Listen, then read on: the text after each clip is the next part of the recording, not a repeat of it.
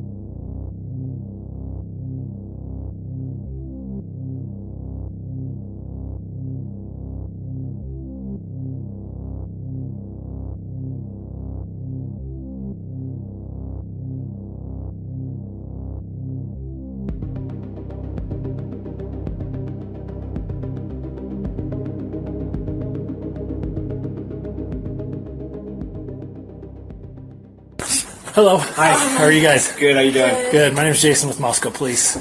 You guys been here most of the day and last night? Day, yeah. Okay. Did you guys hear anything? Woke up this morning? Anything at all? I didn't hear anything. I went down to do my laundry in that last one and then just saw you guys already there with the caution tape. But we've been anxious, and he has an apartment, so we didn't know if we should leave to go to his apartment or if we should just stay in here. Yeah. Fine's right here. Stay here? Yeah. Okay. So nothing awoke you guys? Yeah, no, we didn't hear Early any morning hours? gunshots or anything like that. No screaming. Okay. Yeah. Excellent. Well, thank you guys so much. If I have to get any information, I'll come back, but I think just the number. Yeah. Perfect. If you notice anything out of the normal or All right, guys, we found. Remember the guy I said that was standing right next to Officer Gunderson, and I said, who is this man? Who is the guy that's walking up when Gunderson's receiving the SD card? Well, it was none other than Jason House, Officer Jason House.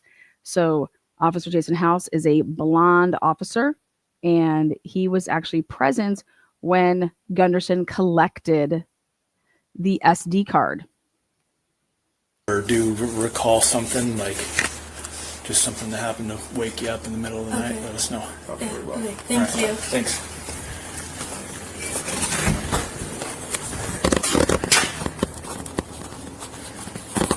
Yes, another gunshot comment.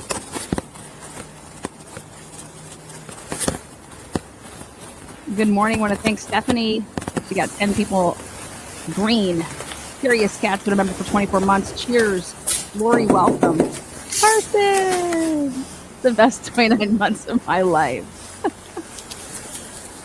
You know that's right, Kevin. What is up, Kelly? 18 months girl. There's some nuggets in this one. Grab your popcorn. Truly's for the win. The pain's of perjury, man.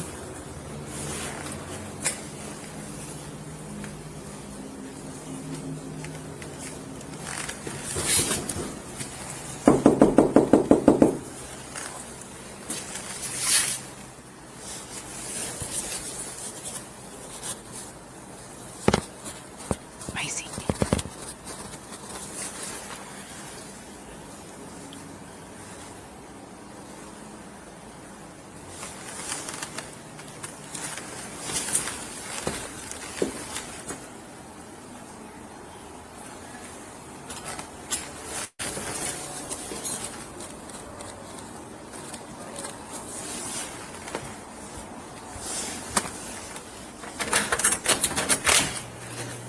Afternoon. Good. How are you? Good. My name is Jason with Moscow Police. Nice to meet you. Yeah, we're just doing some follow-up on an incident that occurred down here. I heard that. Anything wake you up? And were you here all night, or? Yeah, we were here. Okay. We didn't hear anything, no. We were just sleeping. Okay, sleeping. Yeah, we're just kind of going door to door trying to see if we can get a little more information on the stuff that went down. So, For sure. you guys were here all night, though? Yeah. You have roommates? Yeah, just my girlfriend. Oh, hi. How are you? Good, how are you? Good. My name is Jason with Moscow Police. So you guys were here all night? Did you guys go out, hang out, anything last night? We stayed in all night. Yeah. Okay. Nothing startled you awake in the middle of the night, or just kind of felt off about No. anything? No, I mean, we were just unbothered, yeah, pretty much. Okay. You guys recall what time you woke up this morning? Kind of got going? 7, yeah. 7? Okay. Awesome. Who wakes up at 7? I think that's all I need. Why If I were need you up anything else, I'll come back and get names and whatnot. But Yeah, sounds good. Door number's fine for now. Awesome. Yeah, have a good one. Thanks, guys.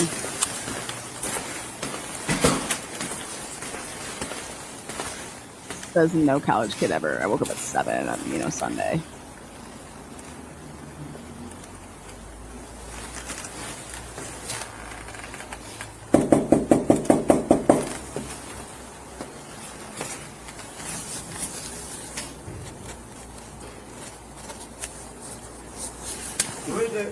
Moscow Police. Yo, how's it motherfucker. going? Good. How are you? I'm doing good. Heard the news. Yeah. Were you in all night last night? Yeah. Did you hear anything? I've had a few drinks, but I didn't recall anything or hear anything. Okay. Do you This is what you do not do, you guys, when the cops come to your door, okay? I just had a few drinks. Who is it? Oh, yeah, I heard. What? This man is a whole big sus. Like, whoever lives in this apartment is telling me that he was drinking last night, telling me that he didn't hear anything, but he knows. This is just what you don't do when the cops come knocking, okay? recall about what time you went to sleep? Around 10, yeah. Around 10? Pretty early, yeah. Okay. Do you recall about what time you got up this morning? Been up and out like 6 to 8, yeah. 6 to 8? Yeah. Okay. Awesome. Nothing startled you awake? Nothing What the hell? didn't... My cat normally wakes me up. Awesome. Didn't hear anything that seemed alarming or strange in the middle of the night or early morning hours? Oh, yeah. Okay. Wait a second. Just jot.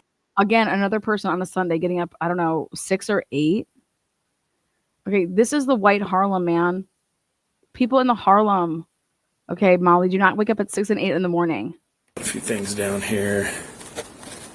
Why would you be getting up at 6 or 8 on a Sunday? After going Do you have out any for- roommates or anything that may... Nah, it's just me. Okay. True. Unfortunately, nobody mentions that. Nobody says, oh, I woke up at 6 or 8 because I wanted to watch the Seahawks game, or Tom Bradley, as Bella said. You guys ever tell you that story? Bella thought that Tom Brady, famous, GOAT football star, she thought his name was Tom Bradley. And I about fell out of my chair. I said, what? Tom who? Since that moment in time, though, I have turned Bella into a sports queen. Okay, a mega sportster over here. Loving her WNBA sports team. She's like the biggest Caitlin Clark fan. And that's... How long you lived here? 2-3 years now. 2 or 3 years? Yeah. Okay, cool. 3 years with this company, 2 years at this building. Gotcha. Okay. Excellent. If I need anything more from you... Okay, I'll yeah, come where back. was this located at? If you don't mind me asking. Oh, there's some tape out there down the street. Okay, I got it. Now, that's the most normal thing he said, and the most normal thing that anybody has said. Can I ask what's going on around here? That's okay. Now that's me. What's going on? I got this vandal alert. There's homicides. I mean, am I safe? You know what I mean? Like I care about my safety here. What's going on? Okay, we don't ever get alerts like this. Can I ask what's going on? What can you guys legally tell me? So Friends give that him live in the props. neighborhood. So Gotcha. I gave them a call just a couple minutes ago, and they heard right back from them. So Sure. cool. Thanks. Good luck, you guys. Good luck. I'll need it.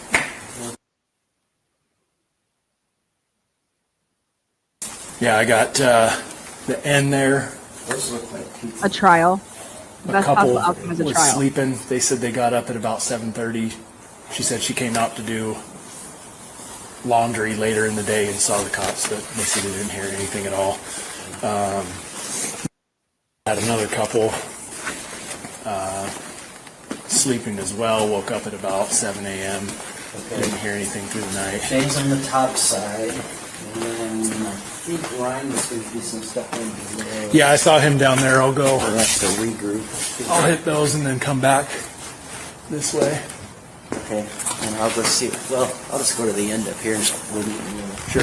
Okay, this is what I cannot stand, and I think this is wrong. I don't think that Lanier should have been doing any neighborhood canvassing. You don't have. Why aren't you having a body cam on? Okay, it's 2022. It's not 1980. All right, you can ask one of your boys, or that you have a little recorder. Okay, but he knows better. He knows better. Roger Lanier, that's who that was, that Officer House was just talking to.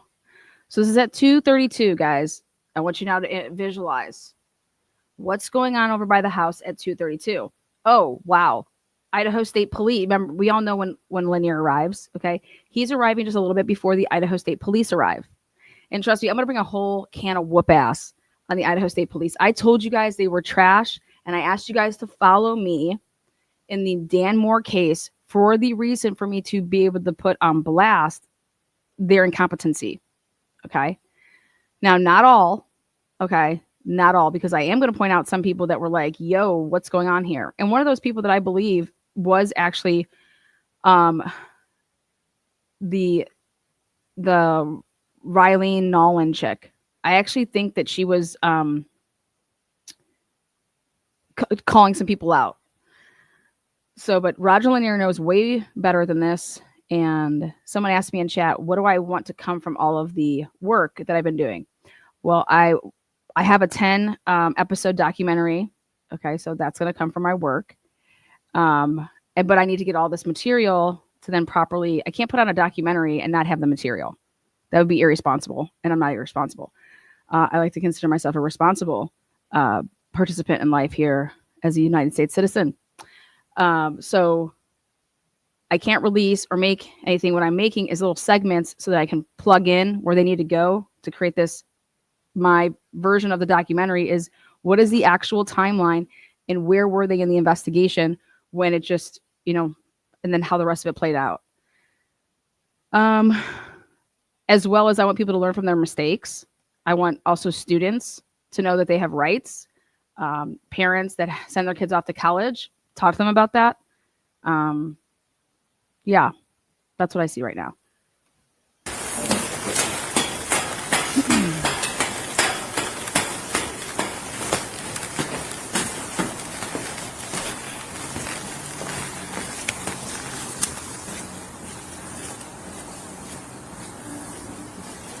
The lab reports do not lie, in my opinion.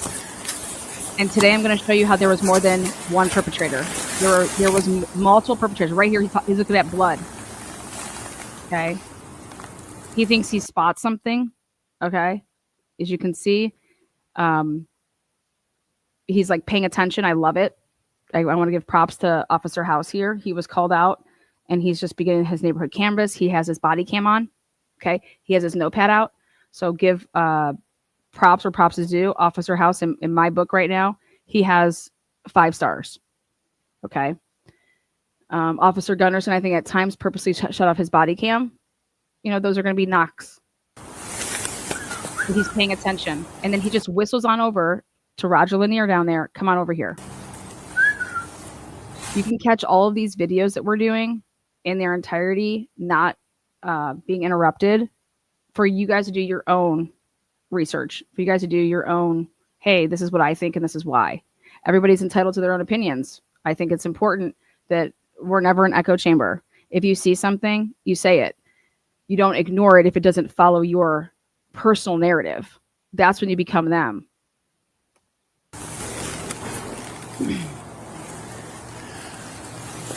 Now listen to this conversation, okay, between Officer House here and Roger Lanier. I think Roger Lanier did the right thing. He retired, you guys. He needed to retire. He needs to be out. And he knows that, and he knew that, and that's why he retired. So here you go.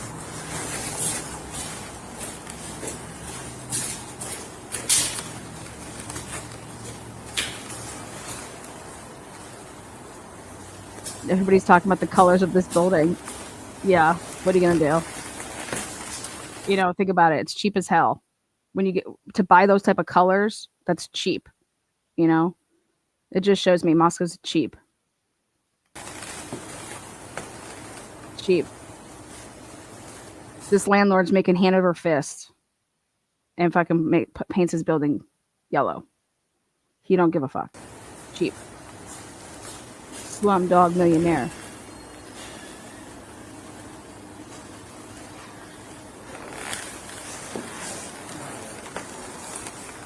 Mustard yellow.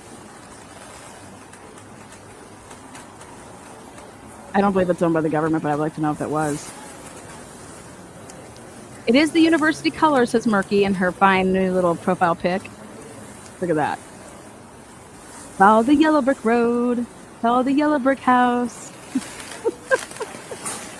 I just love when Molly says, you guys, come on. My ex-boyfriend, he called it the White Harlem. Girl, what the? I dare you to go to the Harlem. I dare you to go Harlem. Go Harlem. Go to Harlem. Let's see how you stand, Molly. I'll go with you. Let's see who runs out of there quicker. Shit, let's go to Aliquippa, Molly. Let me take you to Aliquippa for a moment. They'll sniff you right out. Real sees real in Aliquippa, baby. Sheldon, we're coming for you. You're coming home.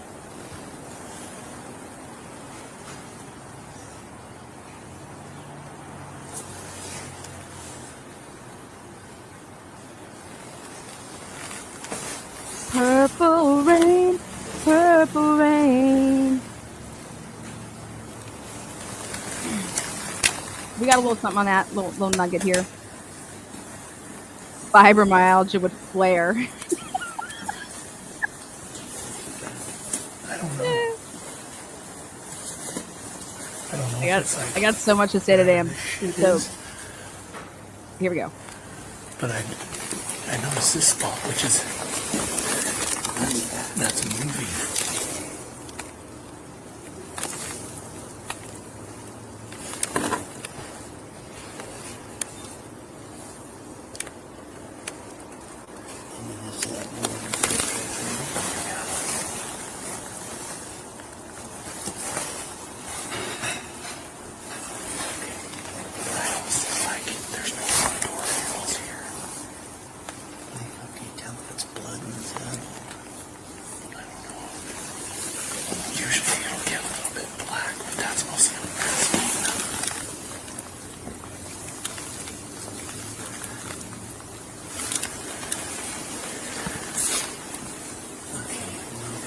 Did anybody answer that? I haven't known. I just saw this and was like, oh shit. Okay. Let's see what happens. Yeah.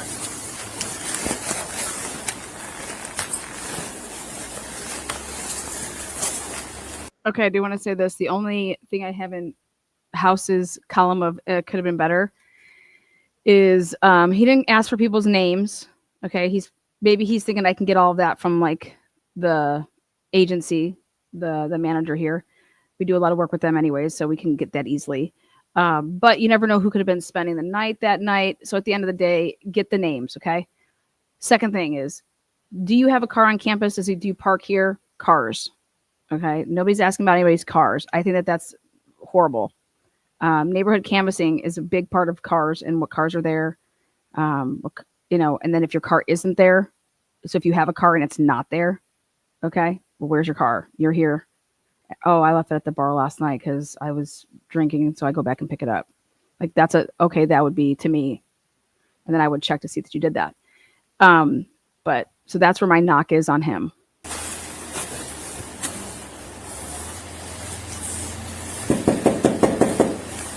I swear he's been knocking at this door for an hour.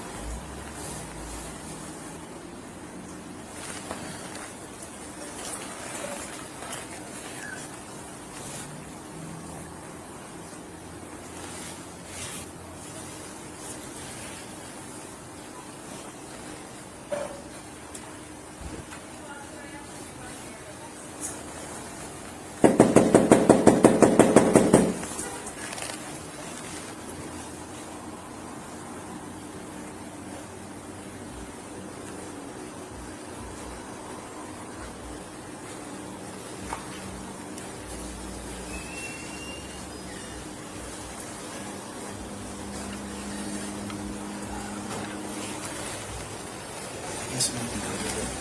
Send a picture. Looks like it's Yeah, it kind of does. I won't draw too much attention. We'll keep this here, but give them a second to put aside. I'll leave a card. make sure. I was tasting.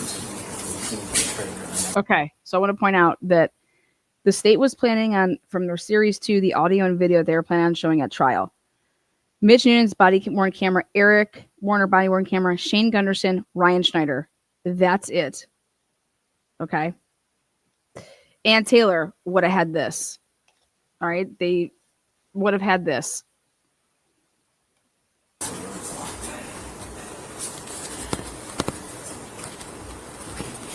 Again, remember the state's making their narratives, and then Ann Taylor would be. She also had Roger Lanier. She has Roger Lanier on the witness list. This is a big part of why. Because did anybody come back over here and test this? But I didn't get to any of the others because I came down here. Yeah. And so she didn't hear anything. She was home last night. So, okay. If you don't mind doing the rest. Yep. Yep. We got it. Roger Lanier was not on the state witness list.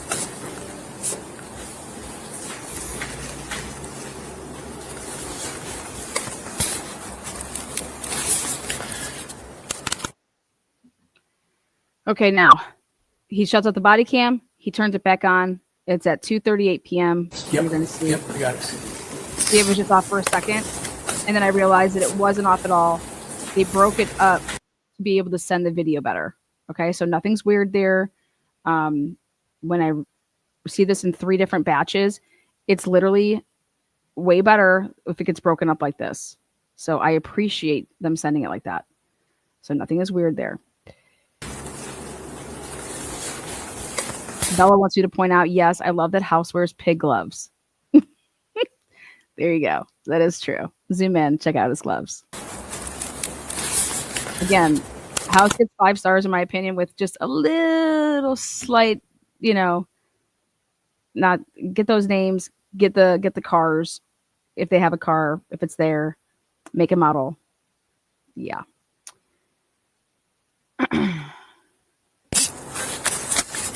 Yeah. Randy J, thank you, love. Thank you there. Thank you there. Okay, see, that's really good. Really good angle. See how that?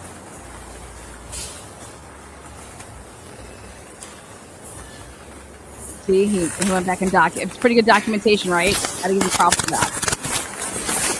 I loved it. Really good documentation there. Got up in there with his flashlight, body cam, got that all. Awesome, right? Well done.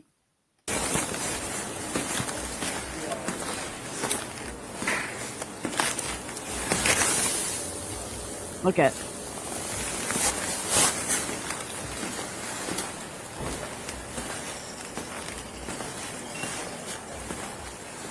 I gotta tell you, I did the. So here hold on, I'm going to pause this for a second. This is not the same video, guys. Okay, where we're at here is we were over to the left. Okay, do you see all the guys right there? Look down. See the video? See the ISP guys walking there? See that? Okay.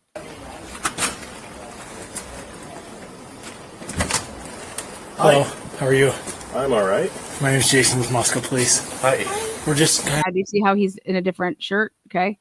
So in Queen Road Apartments here, remember Molly's talking about the in-between, the 2 different buildings that go side by side? Okay. We were just at the one on the left. Now you're down a little bit more further where the end of the house is. Okay. Great angle. I'm using these cameras not just for the interview. Okay. I'm using these cameras to check whatever it can catch on camera. of canvassing the area here. Yeah. I'm sure you heard about an incident that occurred down here next door. You guys here all night? Yeah, Yes. we were. Okay. You recall what time you guys went to bed? Around 12:30, 1. Yeah, I was 1 and you said 12:40. We definitely heard music going on. Okay, music. They throw parties. They have Okay, so I think this is interesting. If they went to bed around 12:30 or 1 and they're hearing music, okay, just so we understand this whole, I came back and watched Vampire Diaries. Okay. All right. There's no way that they are blasting Vampire Diaries and that that's what these people are hearing. Also, at 12, 12:30, 1, they said they came back and there was no partying going on. Okay. So it's just an interesting perspective here. These people, hey, 12:30, we heard music playing. Or how do you know it was that house, not the house next to it, or that? You know what I mean? Like, pretty loud parties. Yeah, we're quite familiar with that. We come up quite a bit for those. Do you guys recall what time music stopped or anything like that? As far as I know, it was going when we went to sleep. Okay. I don't remember, honestly. he says, as far as I remember, it was going when we went to sleep. And he's going to talk about that this is something that they did all the time. And he's also going to talk about the fact that it was really annoying. I heard a little bit going around that time. Okay. So you guys went to bed around 1 a.m. Do you recall? Sorry, we just don't want our cats. No, quite all right. Quite all right. Do you recall what time you guys? Dude, Moscow is all about cats. Everybody that lives in this apartment has cats. Maybe it's because the other apartments don't allow you to have pets. And everyone's like, oh, but guess who does? Get down to there, that Pissville over there, that White Harlem. They let you have cats and dogs. And, you know, so everybody seems to have animals that live here. Which, so start thinking about that in terms of that a dog was barking. Okay. But people got their cats, people got their dogs over here. So if you think about it, you can look at it one of two ways. Hey, maybe this is the only apartment complex in the area that's allowing pets. And that's why it's also a dump, because no offense, but people that have pets and don't take care of their pets, then the apartment starts, you know, getting all fucked up. And then it starts reeking, like that smell. I'm sorry, but you cannot get cat piss out for anything. So anyways, just my 2 cents. You guys woke up? It was about 9:30. Okay. Woke up at 9:30. Hear anything early morning hours that would have alarmed you at all, or? nothing out of the ordinary, really. Okay. And you don't recall what time music would have stopped, or? No, nothing like They- that. Just every weekend basically. They usually go really late, like 2, 3 in the morning Sure. sometimes. Sure. Any neighbors expressed any disgruntled opinions about that you can recall, or come out and holler at them, anything like that? Not that, I mean, it's kind of obnoxious. Sure. I think everybody's a little bit, irritated by it, but nobody like over the top. Okay. angry Nobody that about stood it. out to you that was Yeah, I mean, leaving there's out a plenty of window. people here that make noise too, so Yeah, it's not yeah. like a them only thing. The whole area down here is pretty much party zone. Sure. Sure. Okay. I think that's probably all I'm going to need. So nothing that you guys recall out of the ordinary that. Sorry, not really anything that could be useful to you, I don't think. Okay. I'm sorry. No, that's quite all right. You guys sleep with a fan or anything? Any kind of white noise or? Stays I pretty- use earplugs. So Gotcha. Okay. But I don't. Gotcha. I didn't hear anything that like woke me up or anything. There's the guy that wears the earplugs. Okay. All right. I think that's all I'm going to need. If I need to get names and whatnot or any more information, course, I'll yeah. come back. What was your name again? Jason. Thank you, Jason. Yeah, of course. You know, Officer House usually is what you would say there. Officer House. I'll let you guys get back in the warm Let us know environment if you need there. anything else. Yeah, of course. Thanks.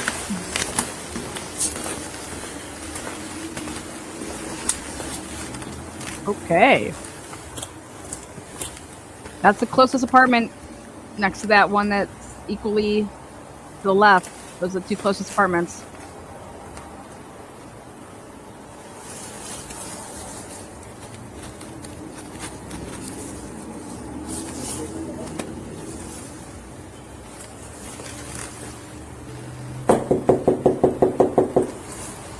William!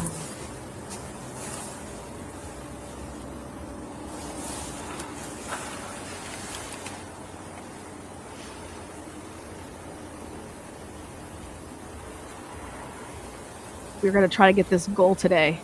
William Tardy, Brandy. Oh, I didn't see this one. Man, Miss Legend, Homeboy. Yeah. Inside Your Bones. Nice name. Isaac, William. Carson. I'm here to the end. Esther. Kelly. Giving away membership. Spicy Kitten. That's baby material. Crying Tourist. Truly's for the win. Kelly. Carson. Lori. Gary Escape.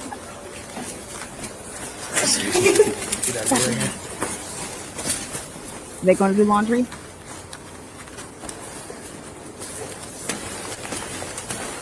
You're like, we're getting the hell out of here.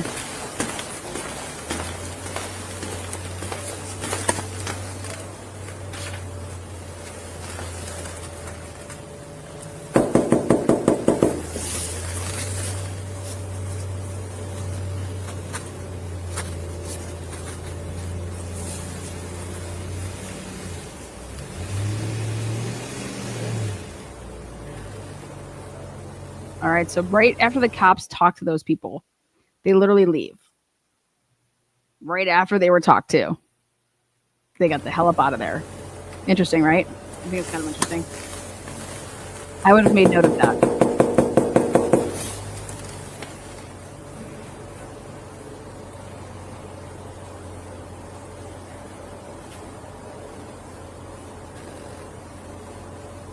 Don't we all? Tamara, same. Another no knock, no answer. I mean, another knock, no answer. We're at 2:45 here. 2:45 here.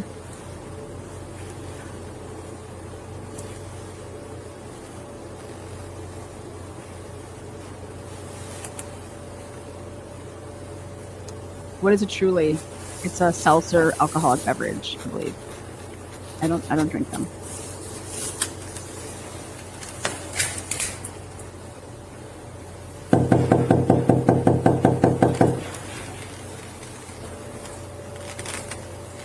I would have asked so many more questions, yes.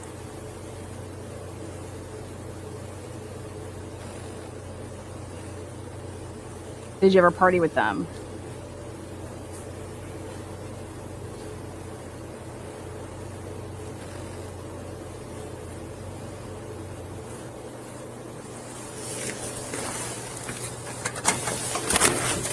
Oh.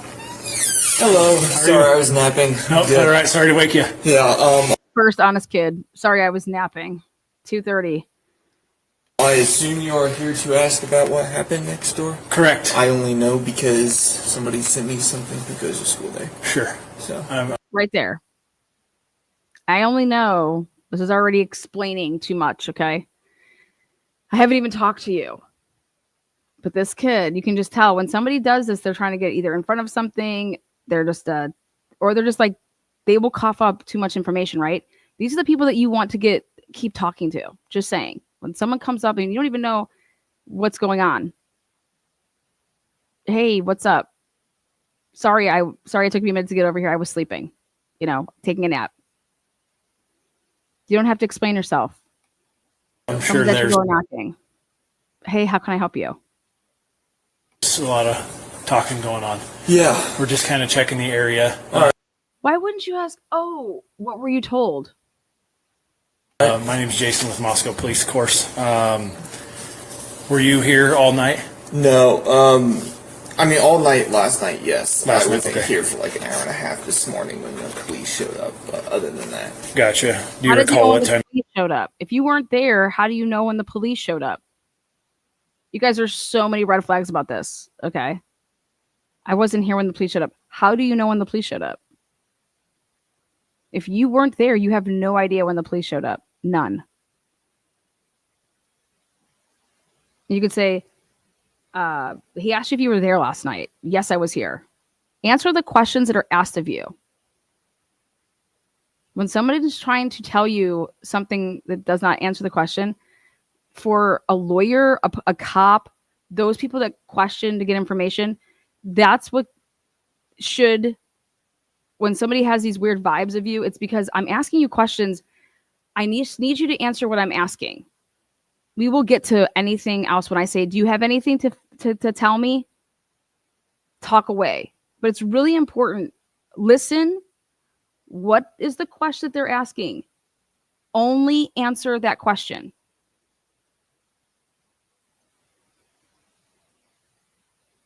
And it's not you. It's not a bad thing that you do. Like, you're supposed to do that so that everything can stay in line with, like, you have no idea what they want. You have no idea what they're going to ask you. It's important for you to know this. And I think that we should start teaching this to people. And it's not even important for just like you, but for the investigation. If you want to help, truly help, listen. Okay, this is the question. And now just answer the question. You went to bed last night? 11:30. Okay. Anything started you awake, or did you hear anything that kind of seemed out of the ordinary in the middle of the night? No, because it's right out our window. I haven't heard anything, because our dad's a cop, so like that's kind of just something that's interesting. Sure. Yeah, sure. I've not noticed anything at all. Okay, so nothing. Our dad's a cop. Who's our? Who's we? Our dad's a cop. Who's we? Who's our? Right there, died. When I'm like listening to this, I'm taking my notes. I'm like, oh my God, our dad's a cop. Our dad's a cop. Oh, who's your dad? Jason House has no interest in that, but he should once that's said. Okay. Our dad's a cop. Nothing startled you awake or happened to kind of catch you off guard, or doesn't even. And see, this is when you know that a cop isn't listening. So just like you want the person that you're asking questions to listen to your question and answer it, okay? You too, as a cop, need to listen to what they're saying to you so that you. Wait, did I hear that right? Your dad's a cop? Oh, where is he a cop at? Oh, who's we? You said our dad's a cop? Do you live with somebody else? Nothing. Absolutely nothing. Also, get you up in the middle of the night or early morning hours. Do you recall what time you woke up this morning? 7:30. Gotcha. Who the 7:30? Went to bed around 11:30, woke up at 7:30. Oh, I would be like, oh, that's pretty early. Do you work? What got you up at 7:30? Do you normally get up at 7:30? All these people getting up at 6 and 8 a.m.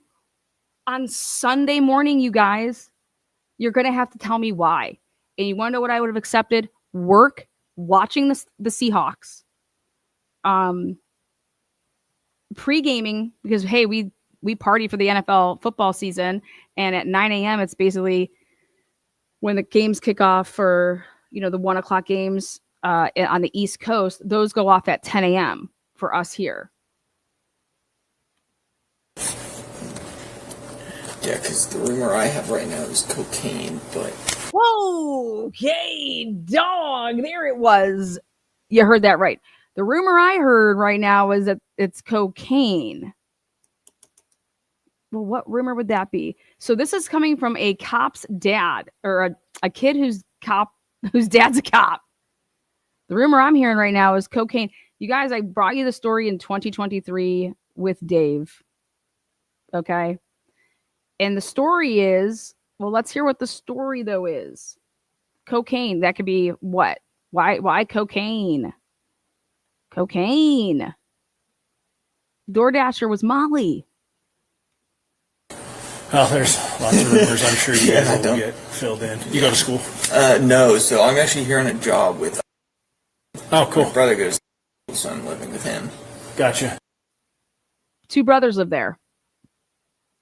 2 brothers live there. The one brother goes to college. The other brother does not.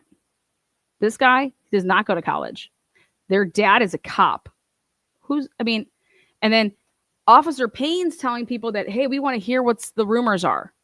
This guy is over here like, so can you guys see how they're not being trained the same? How could I possibly take a class and you take the same class and we're being taught, hey, rumors are good. Okay. The rumors are where we get a lot of leads. Get the rumors. Hear what's going on. Get them. Oh, we heard a rumor. Okay. What'd you hear? Where'd you hear that from? That's what Officer Payne was saying to the girls. Officer House. Oh, I'm sure you're going to hear a lot of rumors. Doesn't give a shit about the rumors. How could somebody take a class? And when I'm talking post training. Okay. How could me and you take the same class and you think we should be engaging in that? And I think that we should not. Well, because then there's going to be a term called discretion. Every cop has discretion. True. I'd laugh at that part. Discretion about what? I can see techniques if I'm trying to get information from somebody. But if this kid wants to talk about a rumor, I want him to talk about that rumor. I want to know where he got that rumor from. I want to know what the rumor is. And I'm asking myself how at 2:30 in the afternoon are there already rumors? This just happened. We couldn't even get a 911 call in. And now at 2:30, there's a rumor. First of all, someone talked about gunshots, and then we got cocaine. And this is from a cop's son. And now where's your brother? Is this the apartment that had the blood around it or what appeared to be blood? Who are these people? All right. Well, we appreciate it. All right. If you do hear anything at all or Yeah. talk to somebody that said they saw something out of the ordinary. All right. Anybody expressed any kind of disgruntled opinions about some of the... He just told you what the rumor... He was about to tell you a bunch of things, and now you're asking him if you can think of anything else? What do you mean? Wait, what are you talking about? Do you understand how that's the biggest oxy? Like that doesn't even... That is so bizarre. This kid was about to tell you stuff. You cut him off. You didn't want to hear. And now this whole spiel about, do you know anybody that was disgruntled with them? Well, maybe you would find that out from the rumor mill. Who's spreading the rumors of cocaine? Because maybe that's somebody that's trying to get off the trail of what really occurred. How about that? People putting out false rumors. The people that are putting out false rumors. Yes, Kim. Hands in pockets. Yes. Can I see your hands? Yes. His hands stayed in his pocket. And as a police officer, that's the first thing that you're trained to look at. People's pay attention. You're trained to watch people's hands because guess what? When they're trying to reach for something, you know, it's a safety precaution for you. You need to pay attention to people's hands and what they're doing with their hands. Parties around the area? You know? Not that I know. I've only been here for a month, so I don't know anybody too well. Sure, gotcha. So, is there any information you're allowed to tell me? That's probably a no. But No, unfortunately not. I get it. If Just ask your dad. He'll give it to you. There might be something on the news, but I don't even... All right. So, yeah, take care. Thank you. Thank you. Yeah, take care. Thanks. Officer House totally gets a bad, like, that was awful. That was awful. That was so bad. We had a kid that was willing to, like, literally, if you just got there a month ago, how are you in the rumor mill? How are you in the rumor mill? You don't go to the college. Who are you talking to, man? Did you know something about this cocaine rumor mill? You know what I'm saying? Like, where's your, like, just some people need to be, there's a difference between being a patrol cop. Go walk around giving parking tickets. You want to pull somebody over and give them a ticket for speeding. But doing this type of stuff, neighborhood canvassing, is so important. You cannot just have somebody that's doing this shit, man. You're trying to, there's 4 fucking dead bodies, 4 students. You at that point have no idea what could be valuable and what can't and what isn't. The same thing that you would tell somebody. So you're telling people to tell you anything because you have no idea if it's, hey, the little smallest thing or something that doesn't even seem important to you is important to us or the investigation. So anything you can tell us, anything, give it to me.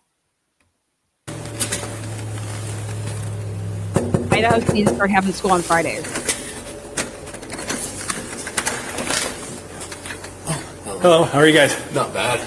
My name is Jason with Moscow Police. Okay. We're kind of investigating a little incident that happened down the way. Were you guys here most of the night? Yeah. Okay. You recall what time you guys went to bed? Yeah, early. Oh, early in the morning? Okay. 4 a.m.ers. 4 a.m.ers. They're going to go do their laundry on Sundays, which is normal. Gotcha. Where was the birthday party at? It was. Oh, gotcha. Did you guys walk back? That would be either Blake or Linda Lane. Blake Street, Linda Lane. He pointed that way. They went to a birthday party. So now think about this. And in the different reports that we've read, we've heard about a couple coming home from a party. It was a birthday party. And they were talking about Blake. This is this couple. Let's see. Which direction did you guys come? Like on the way back from the party. Yeah. We walked this like the street. I forget what it's called, leading onto Queen Road. But we took a little shortcut up the Whites. Oh, yeah. Okay. Cut through the whites there. That means you're right out in front of the house at 4 a.m. Ann Taylor was going to use this. These people were walking home right at 4 a.m. So that means, and I would want to find out, I wish that they would unblur this broad. Okay, let's get a better look at her. What did you see? Molly's over there walking around. Were they still kind of partying down over here Yeah. at that time? From what I can tell. Okay. Yeah, they were still partying from what I could tell. Why? What? Partying at 4 a.m. Music going still? Yeah. Music going. 4 a.m. Wait, at the Whites or where? Like, you need to get specific here, man. Partying at the Whites at 4 a.m. or partying at the King Roadhouse at 4 a.m. Telling you, this is a huge nug. They came up the stairs, okay? That's like literally dead ends you into the house. Let's see. Did you see anybody, talk to anybody outside? No, nobody in passing, or you guys hear anything out of the ordinary that No, it's nothing seemed out of the ordinary? Okay. Let's see. And you guys are in.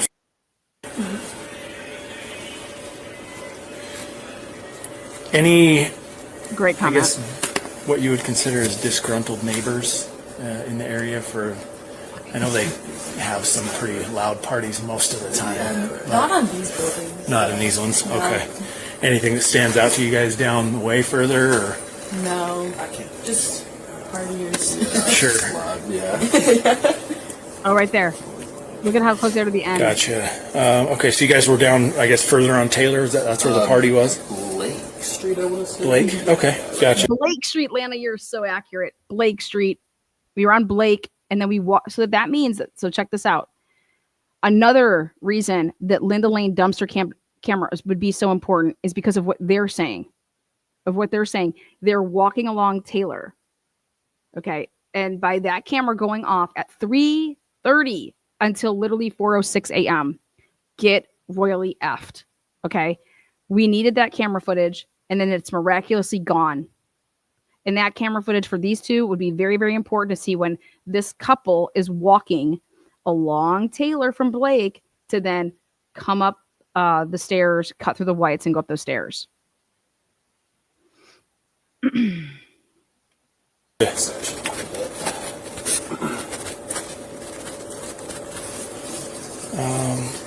me see. Can I grab your guys' names real quick?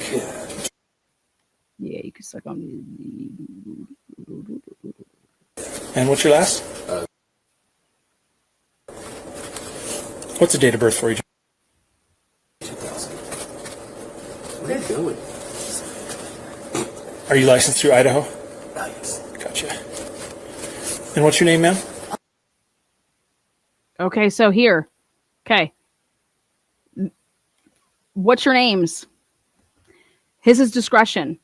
So everybody that he has talked to from that point on, or from leading up to this point, Officer Jason House has determined that if I need to get your name and number and all this stuff, like, I'll come back. Okay. First people that he's, hey, give me your name Is your license through what state? Give me or not, all this information. Why? How is the guy not that was being spoke to right before that not just as valuable as this? I'm sorry, you said cocaine. If you want to find out about a disgruntled neighbor that you think went in there and just started fucking stabbing people to death, then you should probably want to hear about the cocaine, because maybe your little disgruntled neighbor theory is bullshit, right? Oh, what did you hear about this cocaine? Can you tell me what you've heard to this point? Where did you get this information from? What social media apps are you on that you would have gotten this information from? I mean, this is why I think discretion, when you use the term discretion, it's a way of basically saying you fucked up. That's how you that's what cops will say when they made a mistake. You should have talked to that guy, but you didn't think it was important, did you? How do you know that what he had to say was not important? I used my discretion. Well, then what that tells me is that you are not ready, that you don't have what it takes, because if that didn't click to you to get more information out of that man, okay, I'm sorry. But that's something that's like, either you have it or you don't. I can't, how do you train? It's like, you can't train common sense. You can't teach it. You either have it or you don't. Either you're an athlete or you're not. You either have athletic ability. I can teach you how to shoot a basketball, but I can't teach you the IQs of it, the smarts of it. Like, I can't. God-given talent is God-given talent. Dude, come on. Disgruntled neighbor is all you were thinking about. William Tardy. And what's your date of birth? Boom. What's your date of birth? And are you licensed through Idaho as well? Yeah. Awesome. Cool. Appreciate it. If you guys do recall anything, if you guys happen to see someone in passing, or have a timeline of like you may have texted someone or something, that kind of gives us a reference, it'd be helpful. Yes. But I think that's all I need for now. Appreciate Yes, it. I'll let you guys get to your stuff. I'm heading down to the next door here. So. Thanks, guys.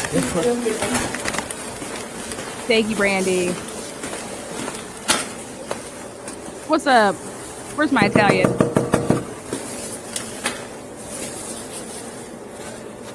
Oh, it's 2:15 there?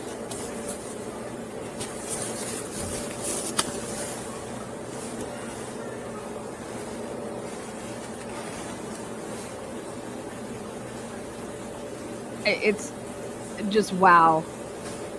Like, those people need to be talked to immediately. Like, everybody uses their phones. What time exactly were you walking over there or walking home from the party? What exact route did you go? Like, we need to, like, they need to be sat down with, like, right, like, the more that time goes by, but this is, someone didn't steal someone's bike. I'm sorry, I get that you guys want to go do your laundry, okay, but you were walking by, they say 4 a.m., and they came up through the cut through. That is literally right in front of the house at 4 a.m.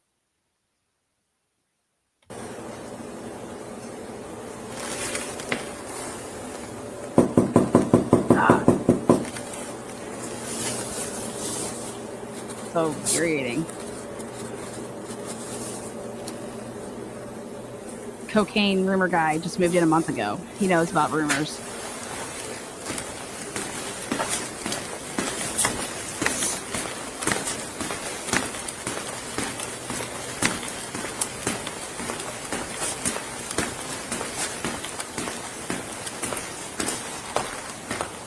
All right, ready? Get ready for it all to come full circle here. Mama J, what's good in the hood? Okay, right there. That's where a dog is. Right there. This officer is walking by, and I was literally shocked that the dog would not bark here. Where's the dog at? Those are loud boots.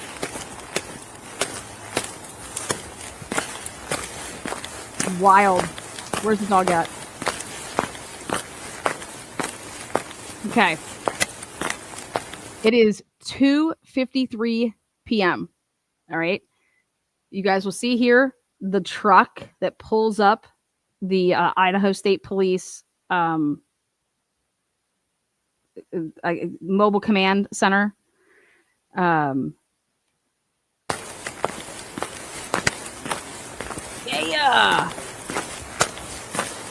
You will see the blankets right there.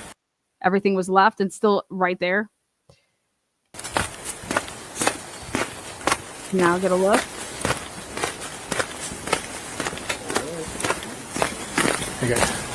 Hi guys, there's people right there.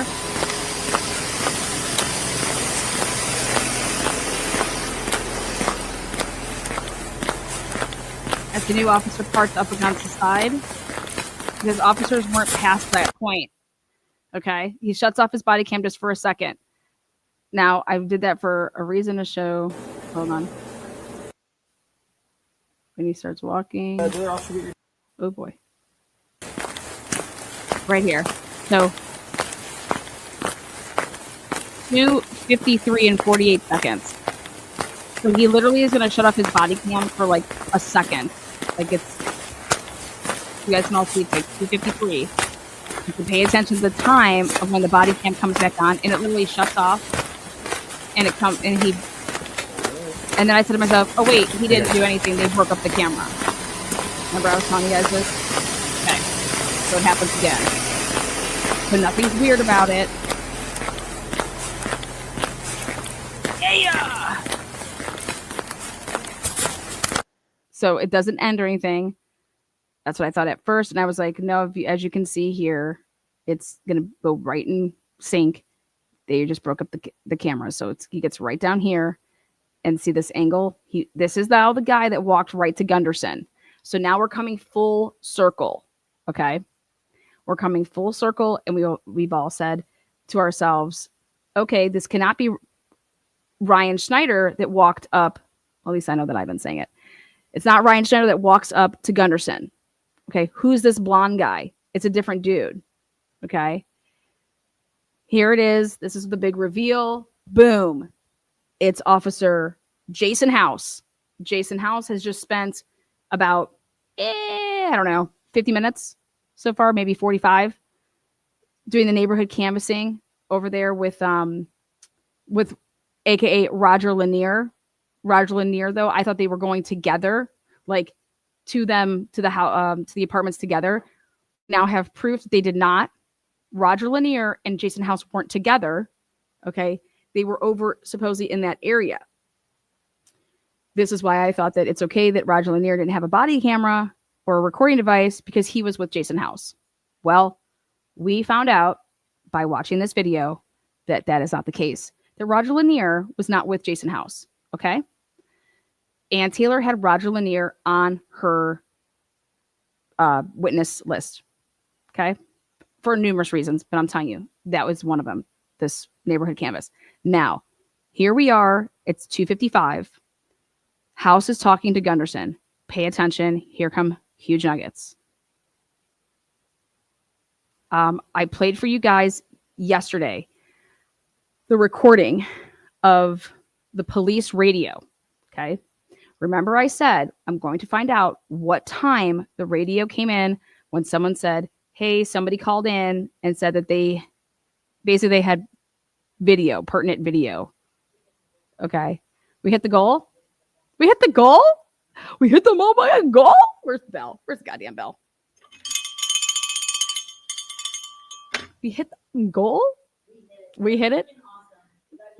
Great job. Woo, boom. Hell yeah. All you special peeps. Let's give a shout out to all the special peeps. Witchy, Fiddlesticks. I want to see more Fiddlesticks. Wants to contribute to Lana's Boyas. Maybe more. Fiddlesticks. Are you really Fiddlesticks? I want to see your cat, girl. Meg P, girl. You know we love you here. I am me with a kissy face. What goal? Let's hammer this out, y'all. Yeah. Sue. Good to see you. But like I said, let's get this goal, Mama J. Let's keep it going. Mary, you're a doll. We love you. Texas. Is that Texas French toast? Texas is teacher. Love teachers. And in Texas, man, you got your hands full over there. Once you get arrested in Texas, you are booked. Did someone say there's a goal, Miss Potts? Yeah. Again, thank you guys. You guys are great. Appreciate you. Okay. So now we get to this awesome part of the video.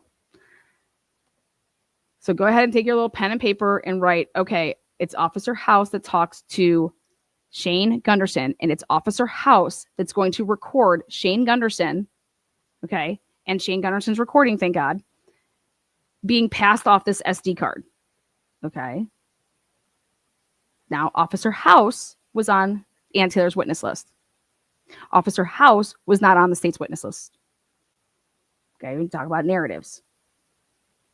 You want to talk about this case? I will debate anybody in this case because I have knowledge of this case. You're not going to spread lies about this case. All right, so Ann Taylor has House on the witness list, and it's for this SD card. Plus, it's also the radio now. Remember, Ryan Schneider goes back over to the house and says, oh, hey, did you guys call into the police department? Because he had just talked to these broads. Did you call into the police department? You guys had the video ready? And they're like, what? No, we didn't call. Now, ding, ding, ding, they didn't call. Somebody else called and said that they had pertinent video. It was not these people, not these girls, a male. Okay. Who called in and said, and it has to be between a certain time. And now, if we know when Ryan Schneider goes, and which we do, goes to the house and asks those girls, hey, did you guys call the police and you have the video for us? All you got to do is timestamp, and that's when you know that the call went over the radio, is based off of when Officer Snyder goes and talks to the chicks. Make sense?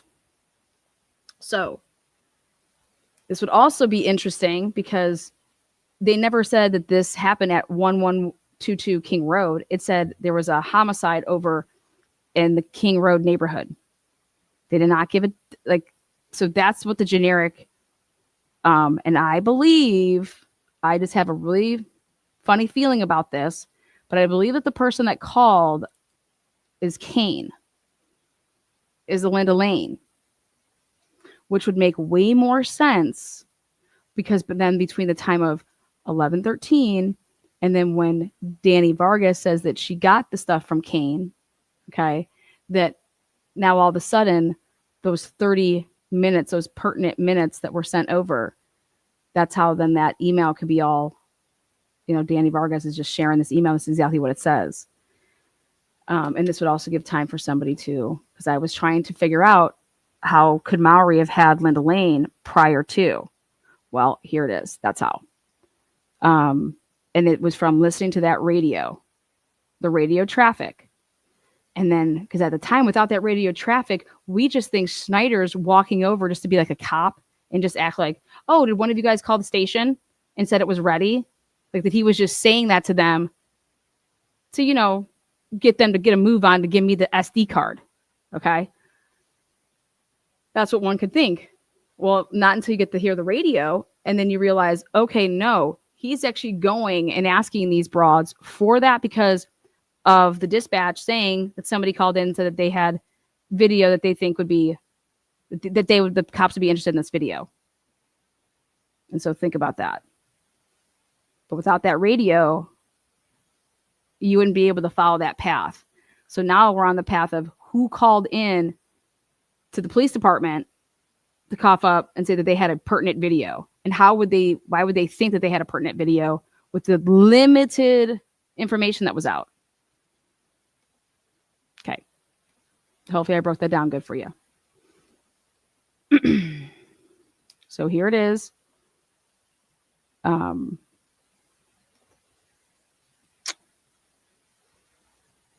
Gunderson. He's going to click on it. The audio on his body cam is not on right now. It's about to, though. Security camera, footage, but I couldn't figure it out and I didn't want to screw it up, so here's the SD card. Okay, I really appreciate that. Of course. Yeah, thank you. Yeah, if you need anything else, let us Yeah, know. we will. She says, I didn't want to screw anything up. So here you go. They didn't try to do anything. Here's the SD card. I don't know. I didn't want to screw anything up. So here, I'm just giving you the SD card. And did the other officer get your name already? Yeah, he got all my name. Okay. Yeah. Thank you.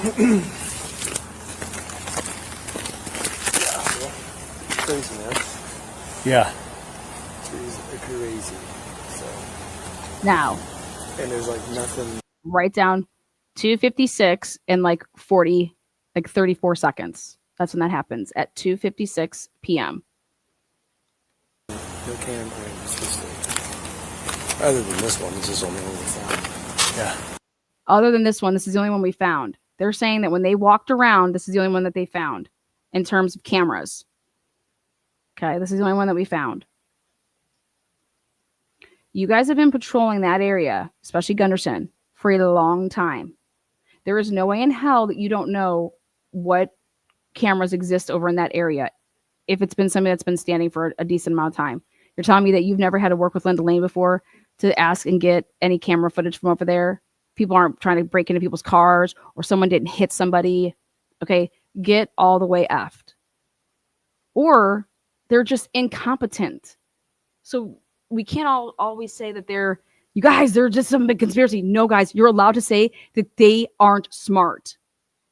I've never met anybody in my life that has been a 4.0 student in high school, and that their dreams are to not take that scholarship to some Ivy League school or some other state school and say, I'm going to go into the police academy instead. Go find me that. It's actually the kids that don't want to go on and do more schooling. Here, I'm going to go to the police academy. It's the kids that, I couldn't get into such and such and I'm on the wait list. And I have no problem saying that. Which is somewhat promising. It's footprints even. Not sure if they're related or not. Do you have any fucker like this? I want to little. I have an adapter. Adapter. Yeah. I'm gonna fucking lose it. Yeah, no shit. You don't have any evidence bags in your possession? Where's an evidence bag? You're a cop. You have evidence bags. This is like Karen Reed solo cup shit all over again. This is what do you mean you don't know what to do with a piece of evidence that was just handed to you?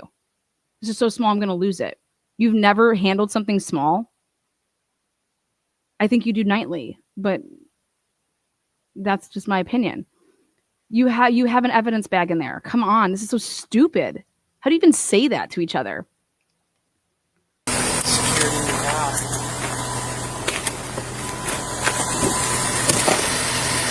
Now, Ann Taylor was going to ask Shane Gunderson if he and any of his reports noted the fact that he took the SD card, because it's all about the chain of custody of this SD card. What SD card was Mowry working with? None ever. What happened to this SD card? What's the chain of custody on this SD card? There is none. There is none, and everything flows from this in terms of if you want video to be admissible from 1112, that SD card is very, very important. And Taylor was going to argue that once they had the app and they had the password and the username, stuff can be manipulated. Okay? It's whatever's on that SD card is very, very important because that's everything up until that point. And that's the only way you're getting it in my courtroom. Once I found out that the cops would have had access, and I would need to know that nothing was manipulated. If you think you're going to go off of screen recordings or that this or that or whatever bullshit in the cloud, okay, you're going to have to show me that this wasn't fucked with, because right now what I see is that SD card has everything that was on that camera.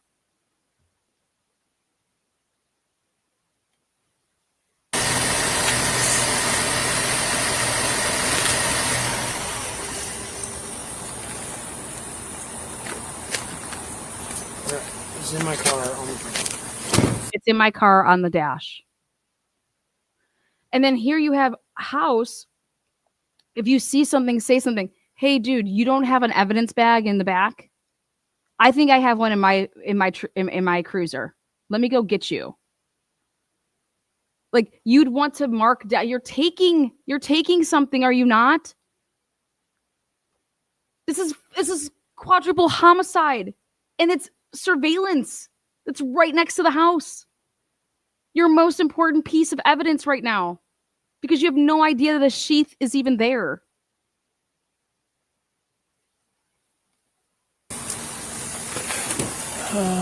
Yeah, I'll check with Roger and see if he did hit that backside. Right there, evidence of. I'll ask Roger if he hit that backside of Queen, and the backside of Queen is where Jack Showalter lived. Okay, when I talk about the backside of Queen, that's the building where I showed you guys some. You can walk down the stairs. You could actually be in the front by where Taylor is. That area. And it also shows us that House and Lanier were not together. Okay, so Lanier is not going to be able to say, oh, I was with House and he was the one documenting. This proves that that's not possible. Okay, if Roger Lanier tried to claim that. Because I know we were kind of tag teaming that center aisle and then he bounced. So I don't know if he went around. Oh, we were tag teaming that center and then he bounced. Ooh, daddy. I love it, House. You keep running that. Not, but I'll double check and then. Yeah. Wait for it. Here's a bomb coming.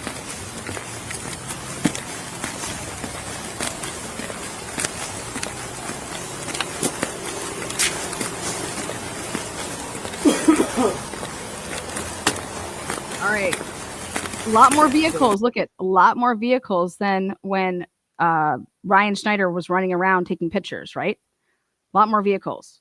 Now, all of a sudden, House is coming over to this area. And I was like, what's he doing? Why isn't he staying over in Queen? There was a ton more to do over there, right? He comes over here. And I think it's because he must have heard something on the radio. My only thought. Okay. They think, what, 4:35 in the morning? Sounds like there was some screaming and some stuff at around 4. I mean, she texted her friends around 4:20 trying to get hold of them or call them. And they didn't answer. So I think somewhere in there. Fucking they heard screams and didn't call. Boom! Oh, shit, exactly, Jason House. Wait, they heard screams and didn't call? Boom! Here's another boom coming. They heard screams and didn't call. Jason House, first person to say, wait, they heard screams and didn't call? Ready? There's more. Watch, pay attention to Gunderson and what he's about to say and his body language to when they're going to be talking about this black mask. Okay? Here we go. One of them says that she saw a guy with a black mask. With a black mask on. Fucking no car leaving.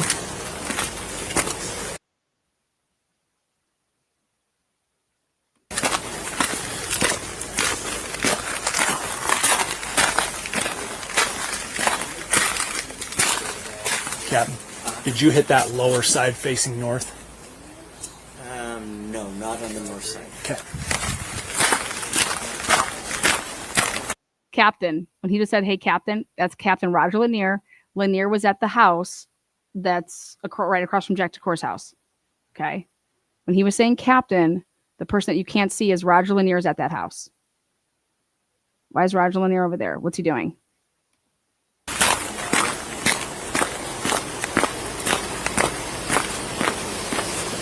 Now, I'm able to time up.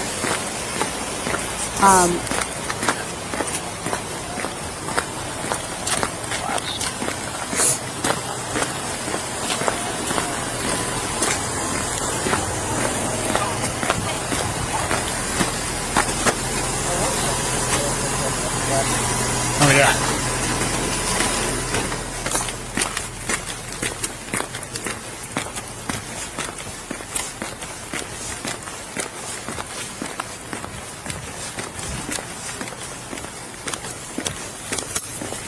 Okay, now here comes big bombs. Okay, pay attention. Right here. 1, 2, 3. You got 3 dudes, Idaho State Police, that are up in the back of the truck. And then one's right in front of us. 4. Okay. Those people are as follows. Jeffrey Talbott. Complete fuck ups left and right by Jeffrey Talbott. But he had direct lines to everything in this case. And we'll talk about that when we get to the lab stuff that's coming up here in the second half of the live. Darren Gilbertson. Okay. So you have Jeffrey Talbott, Darren Gilbertson, and then right there, that dude right there. Okay. He was at the police department first. And we have him on the lobby body cam, and we're going to show you that. And then he goes to the police department first and then comes to the scene. So in here right now, it's 3:00 on the dot in 6 seconds. Okay. So I'm able to determine that I want to focus on between the time of like 2 and 2:22 on when this dude was actually seen in the lobby. Okay.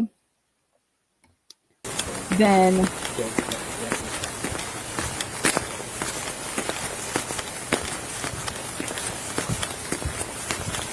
the person that drove the truck, we still have to identify that person that pulled it. Hello. And now here he's going to go along this path of scene. Okay. Right here is where, in my opinion, if they talk to this person here, what did you hear? It's important. People squealing away with the car and shit. I don't think they're home. We saw them leave a little bit. Okay. Actually, we were just thinking about this. We were going to bring it up to you. We were thinking about it at the time. We saw them get into their cars with firearms. We just... Oh, these guys did? Yeah. We did probably just protect themselves. We don't know, but Sure. we just thought we'd let you know that. Yeah, certainly not uncommon for Idaho, but Right, yeah. certainly. What? Wait, what? Did you guys hear this? I'll rewind it. Please listen up. We're going to talk about firearms. He thought of something, whoever this kid is, and I don't know why he doesn't turn his body. He doesn't turn his body. He is staying this way, okay? So listen. Raises the ears a little. Especially in this... Okay. Here we go.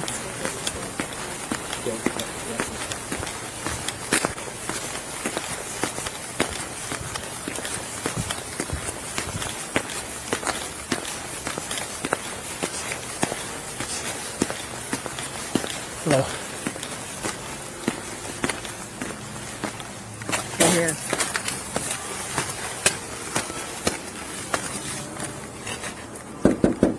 I don't think they're home. We saw them leave a little bit ago. Okay. Actually, we were just thinking about this. We were going to bring it up to you. We were thinking about it at the time. We saw them get into their cars with firearms. We just... Oh, these guys did? Yeah. We did probably just protect themselves. We don't know, but Sure. we just thought we'd... These guys right here got into their cars and they had firearms with them. They just left a little bit ago. We were going to tell you guys about it. We saw them leave and they were getting firearms. Now, the people that went hunting, that was people at 5 a.m. and it was one person. I hear plural. I hear these people and I hear firearms. Okay. And how I'm understanding it is that it was just here before they, left. Okay. And obviously it has to be one of the people that I'm guessing that he has already talked to.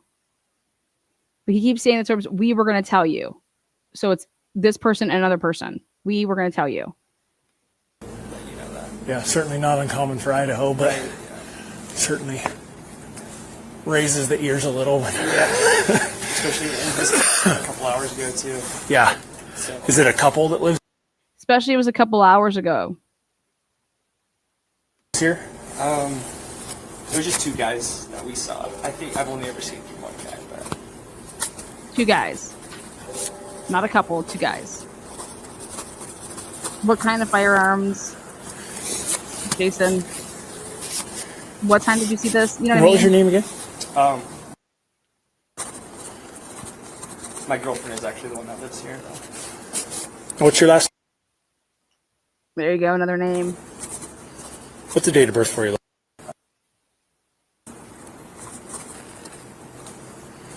Excellent, thank you. Are you licensed through Idaho by chance? Yeah.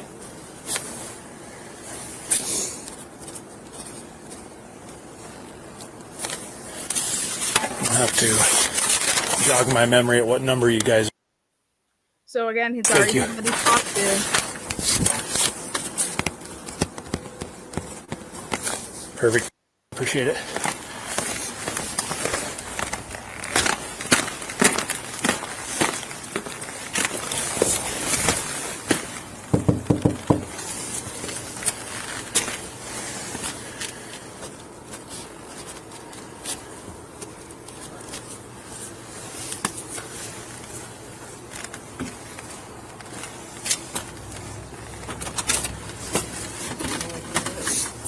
Afternoon. Always. How y'all doing? Yeah, doing pretty good. Yeah, I'm sure there's a lot of hustle and bustle going on here right now, huh? Yeah. Yeah, we're just kind of checking in. Yeah, I don't believe you guys spoke to an officer yet, correct? No, we Okay. were waiting for someone to show up. Gotcha. Did you want to step inside? Oh, I'd love to. Yeah, thank you. Sorry, we're like in the middle. Yeah, I don't want to. You guys would be troubled by this at all. No, you're fine. Yeah, my name is Jason with Moscow Police, of course. We're, of course, investigating an incident that occurred down the street here. Yeah. Hello, Kitty. Very friendly, aren't you? Another She cat. loves people. Cool. Were you guys here all night? Yeah, we heard a party last night Around down 10 there, and we turned our fan on because we didn't want to listen to it. There's always parties down there, and Yeah. We don't know if it was like the exact building, but there's always, Yeah, stuff that's going on. King and Queen. There's a lot of parties. Nothing out of the ordinary, but just loud music. Sure. Do you guys recall what time you went to bed? You went to bed around 9, and I went to bed around like 10:30. Okay. And then we woke up at 8 o'clock this morning. I woke up around 6. I'm waiting for you to wake up, and You went to bed around. Who are these people? Who is this kid talking for? You went to bed around 9, and I went to bed around 10:30. What? Who? Excuse me. I can speak for myself, right? Again, another 6 a.m.er waker. I mean, what? Yeah, nothing out of the ordinary. Nothing startled you guys awake or. No, we were cleaning all day, and then he got a message from his friend. She's a student, so she got like the alert. Sure. And then he. yeah, I was cleaning the windows, and I saw everyone. I was cleaning the window. Said no college kid ever. I think these two may be gay though, and so if they are, it would make sense why this type of behavior would be happening. Give shout out to my gays. Holding down the cleanness over here. We woke up and I was cleaning the windows. You have one window, maybe two to clean because there's like these apartments are like deep, deep. Wow. Outside, like crying, and I was like, "What happened?" And I read the message. I was like, "Oh shit, I didn't hear anything about that." Gotcha. Yeah, just a bunch of the girls, sorority girls, I don't know, girls with the blankets just crying outside. Right. Can you guys think of anybody in the area that might be like overly disgruntled at the amount of parties they have, or express that at all? We don't really know a whole lot of people around here. But you knew that they were sorority girls.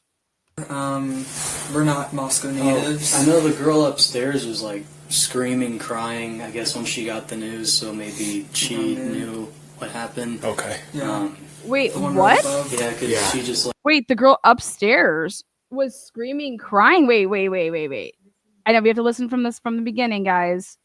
Okay, I'm not gonna do any commentary because it's the bomb. What the hell is this man talking about? Okay, look it. So it's the second apartment. Okay, there's the whites. You can see a little bit of the whites right there.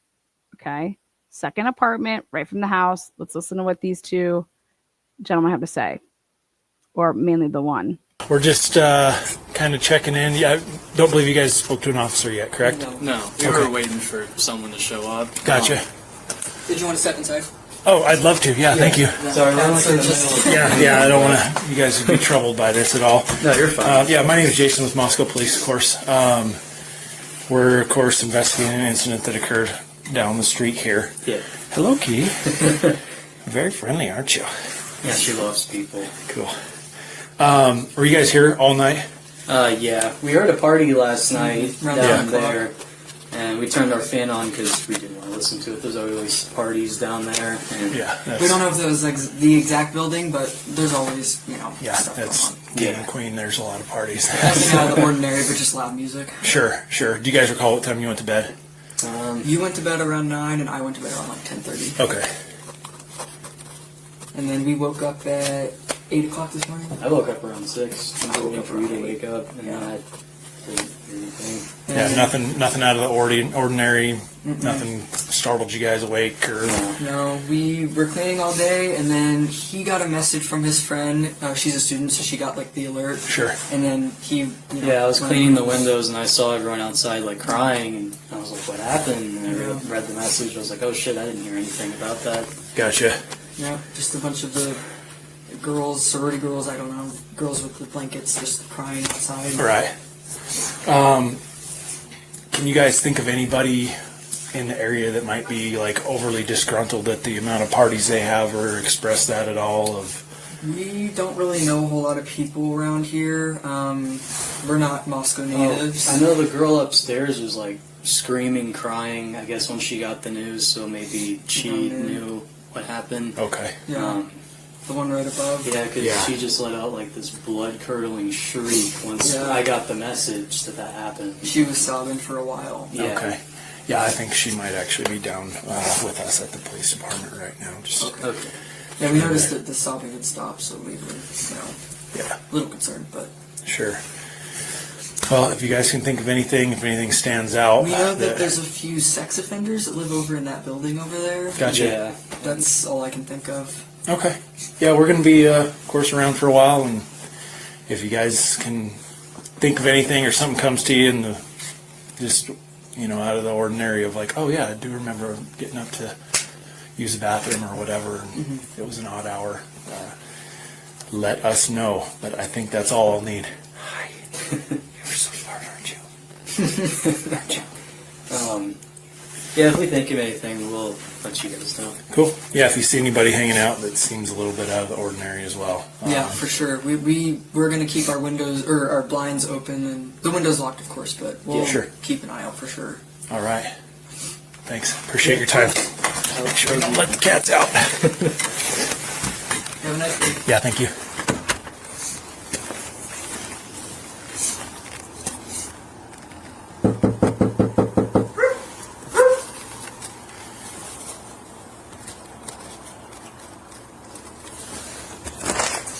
Hello. Hello. How are you? Good. How are you? Hey, pup. Sure. Step outside Yeah, so for he sure. doesn't keep For talking sure. about My name is Jason with Moscow Police. I'm sure you've seen the hustle and bustle going on down here. Yeah. Oh, around shit. and stuff that was going on at that house, but Oh, shit. Wait, hold on. Let us know. But I think that's all I'll need. Sup, bro? Check out this shirt. I want this shirt. Sup, bro? I want this Yeah, if we shirt. think of anything, we'll let you guys know. Cool. Yeah, if you see anybody hanging out that seems a little bit out of the ordinary as well. Yeah, for sure. We're going to keep our windows or our blinds open, and the windows locked, of course, but we'll keep an eye out for sure. All right. Thanks. Appreciate your time. Make sure we don't let the cats out. Have a nice day. Yeah, thank you. Sup, bro?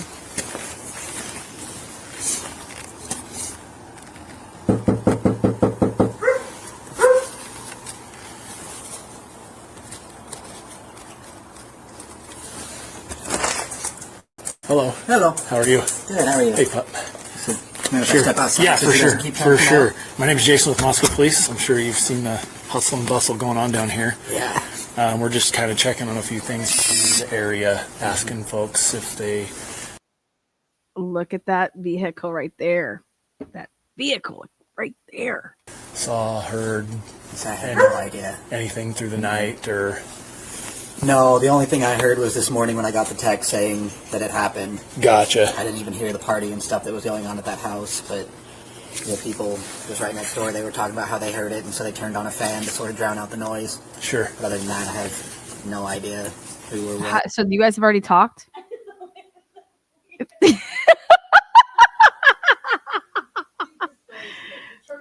Whoa. The what?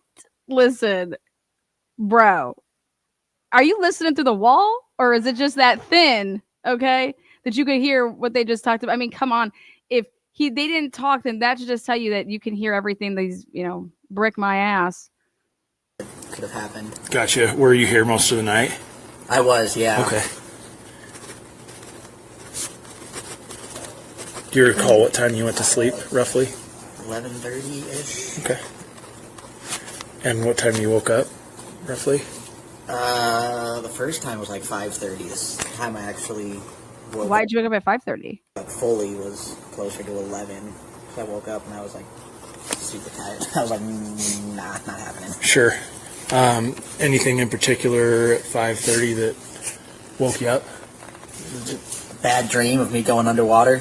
Gotcha. Okay. So, very odd that it was that night that it happened. What happened? So no, sound Him and Dylan having the same nightmares, man. associated with it, or anything that could have startled you awake during that dream that you Not recall? to my knowledge, no. Okay. Let's see. Yeah, if you can think of anything as the day goes on, I kind of remember, whatever, when you had woke up, if you got up to use the bathroom, anything, heard anything at all, let us know. We're just trying to establish some better timelines through the evening and morning hours. So, Yeah. Yeah, I think that's all I'm going to need. Cool. Yeah, if I need to get any more information or your name or anything, I'll let you know. But door number's just fine. Cool. Yep. Thanks. Your door number is luck. going to cut it. Wow. There could be other people in there. Look at how he just looks at that car. Look at that. He just happens to stop right there. To the right. Isn't that crazy?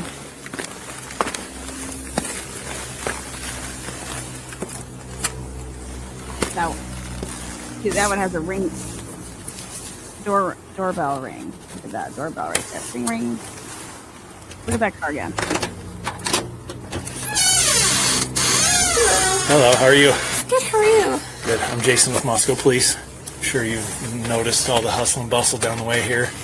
Yeah, a little bit. What's up? Sure. Just trying to kind of talk to some of the folks around the area, see if we can establish anything that seemed out of the ordinary. Were you here all night? No, I actually work overnight. So Oh, you do? Gotcha. Yes. Gotcha. Here Do you we recall go. what time you got home? I got home at 6:30. 6:30.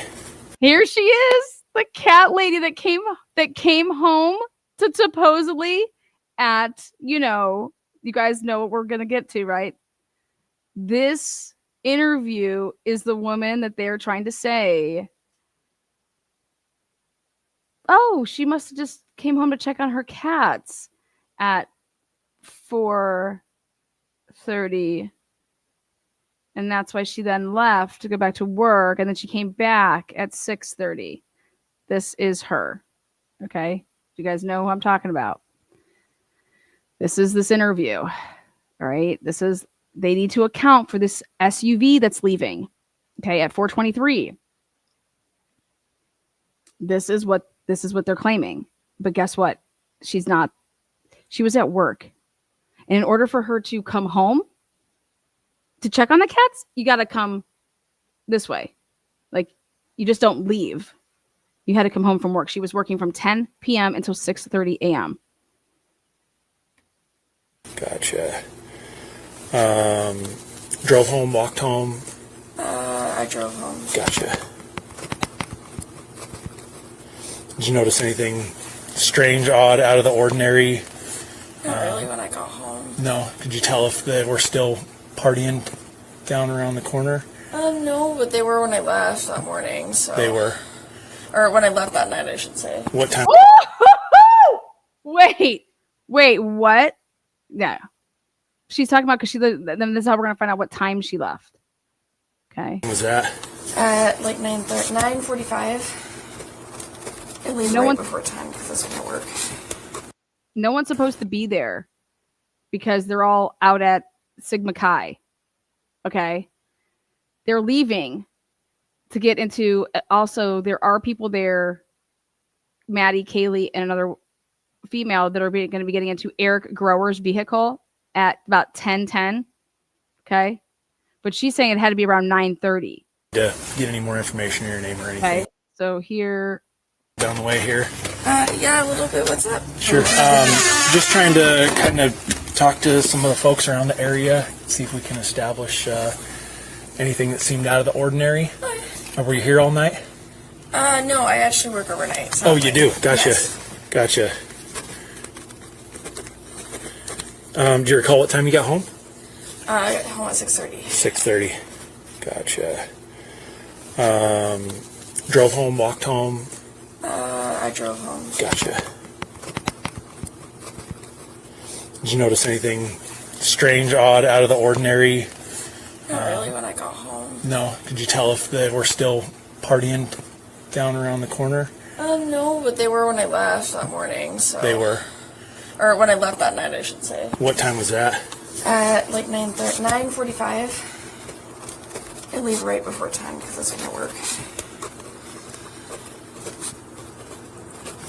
There's people in and out and trying to get into the, or in and out of the subdivision area, so it's kind of hard to get in. So Sure.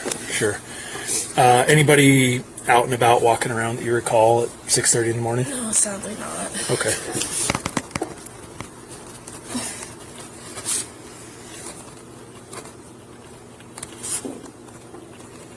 Let's see.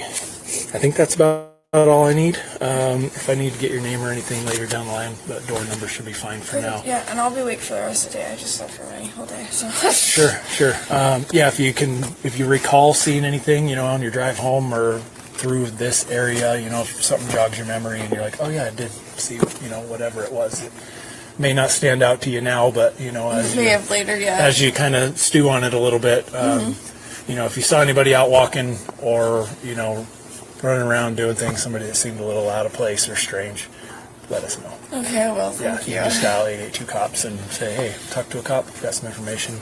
We'll get somebody back over to your room here to chat with you. Sounds good. All right, thanks. How are you, bud? Good. How are you all? Good. You live? Okay, so this is why that's important. They get this girl. They are able to then eventually talk to this girl again.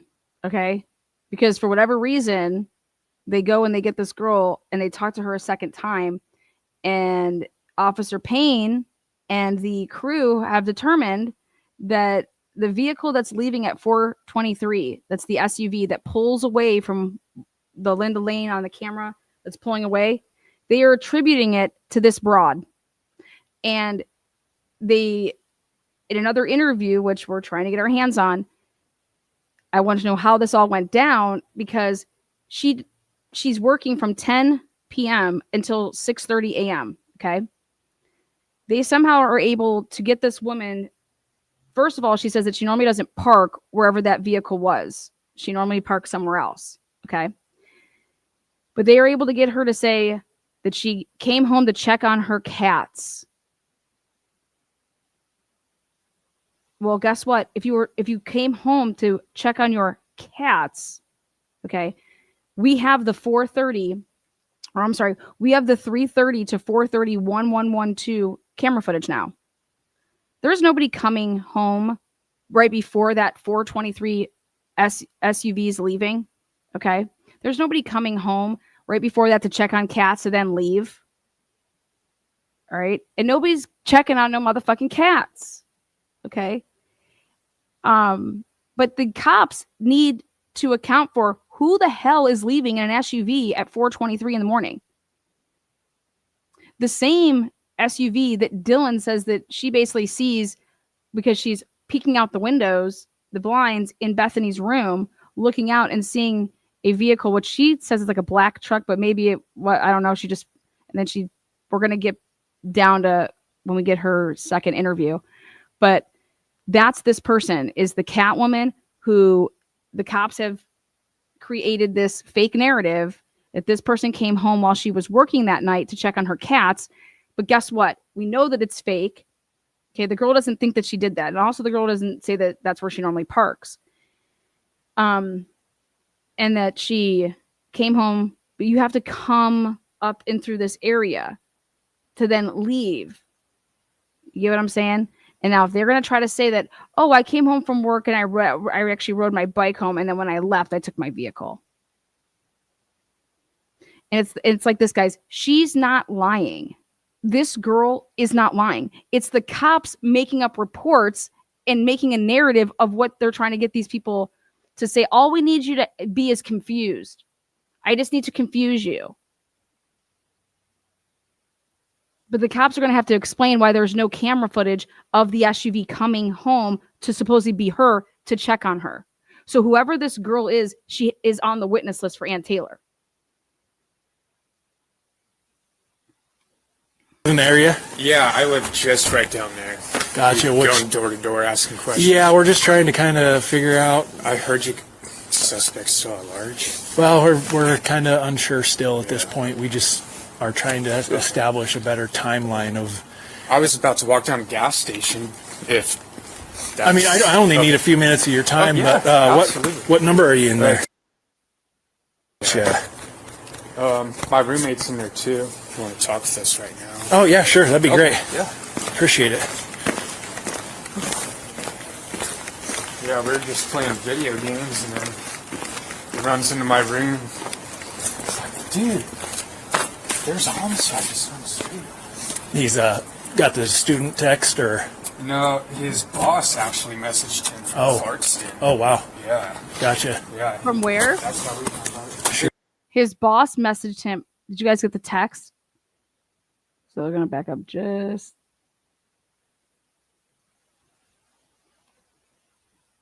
A second here. Going door to door asking questions. Yeah, we're just trying to kind of figure out. I heard you suspects still at large. Well, we're kind of unsure still at this point. We just are trying to establish a better timeline of. I was about to walk down a gas station. I mean, I only need a few minutes of your time, but what gas station are you walking to? There's no gas station that way. Just so you guys know this. The gas station you'd make a right here. You would not go left to the gas station. There is no gas station unless you're going to get into your vehicle. But he did just say he's going to walk to the gas station. You would not walk that way unless you wanted to purposely walk by the scene. You would go right there at the corner of that building, and there's stairs that go right down to Taylor, and then you would head right to the gas station. Okay? So no need to lie about if you want to go over there and look at the scene. What number are you in there?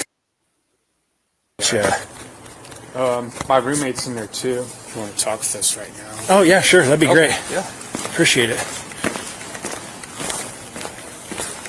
Yeah, we're just playing video games, and then he runs into my room. It's like, dude, there's a homicide just on the street. He's got the student text or. No, his boss actually messaged him from Clarkston. Oh wow. Yeah. Gotcha. Yeah. That's how we found out. Sure.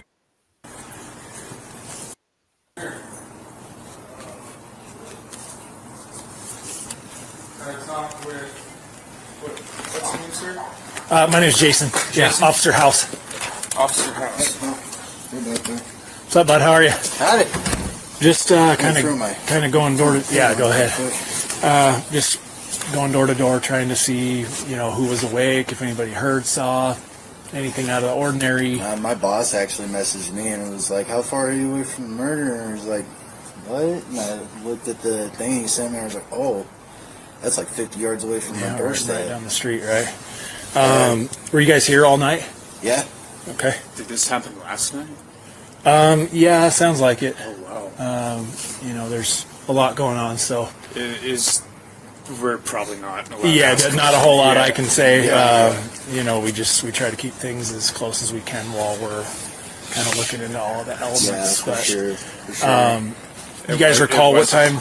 Sorry. You guys recall what time you went to sleep? I probably went to bed, I don't know, 9:30, 10 o'clock. Oh, so pretty early then. Yeah. Okay. I generally go to bed pretty early because I work down in Liston. Sure. So. Sure. Do you recall? I was about to say maybe just a little before midnight. Gotcha. Do you recall what time you guys got up? I got up about 9:30, 10 o'clock. Okay. Do you hear how that doesn't make any sense? Just because you work in Lewiston, you motherfucker, you don't work on Sundays. I usually go to bed around night because I work in Lewiston. Oh, do you work on Sundays? That's the next question for me. Oh, so you work on Sunday mornings? Because I'm going to get him in a whole, like, you're trying to get in front of something, buddy, because just because you work in Lewiston and you normally go to bed at 9:30 at night, yeah, you do that Monday through Friday, Monday through Thursday on those nights. But Fridays and Saturday nights, what time do you go to bed? Because you don't have to go to Lewiston, right? So you normally just go to bed at 9:30 on Fridays and Saturdays as well? Well, that sounds like you got a lot of tattoos and you seem like a badass, but you're a pussy and you go to bed at 9:30. I wouldn't do that. Yeah, I got up about 6. Sure. Anything kind of startle you guys awake at any time in the night? And I just got up about 6. 6 and 8, man. Who are these people? What? Kind of seemed out of the ordinary. I think so. Usually there's loud music playing around here at night, so you can't really hear anything but that. Yeah, I get that. We're up here quite a bit for it. So I'm assuming it's a gunshot then. We're still, like I said, Right, still digging into it. Sorry. But there's, It's like I'm trying to ask questions as lightly as I can to. Yeah, and unfortunately, I can't really give I too much. I'm sure that the news will have as much as we're able to release. Yeah, no, So, that's insane. you guys, I guess if you were sleeping, probably not, but anybody out of the ordinary you don't really see in the area? Not really. We just generally stay here. Sure. Do you guys know any neighbors that are, like, I guess, overly disgruntled about the noise and the noise complaints or parties they throw there? Or? We just moved in, like, what, week and a half, 2 weeks Oh, ago. okay. Yeah, so we don't know too much about the area yet. Yeah, Gotcha. like around Halloween, there's a lot of a lot of stuff going on and everything like that. But yesterday we were actually driving up the way here and we saw, I think, what was it, like 5 people walking out of that house? I forgot Something about like that. It was three women and 2. 3 women, 2 guys.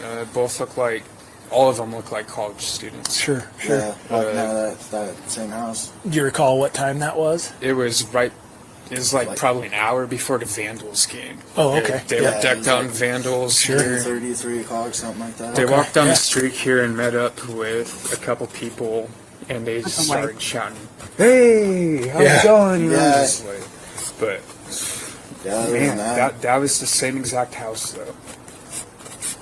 That's, and that timeline adds We were up. talking about that earlier. Like, what a freaking coincidence. Yeah.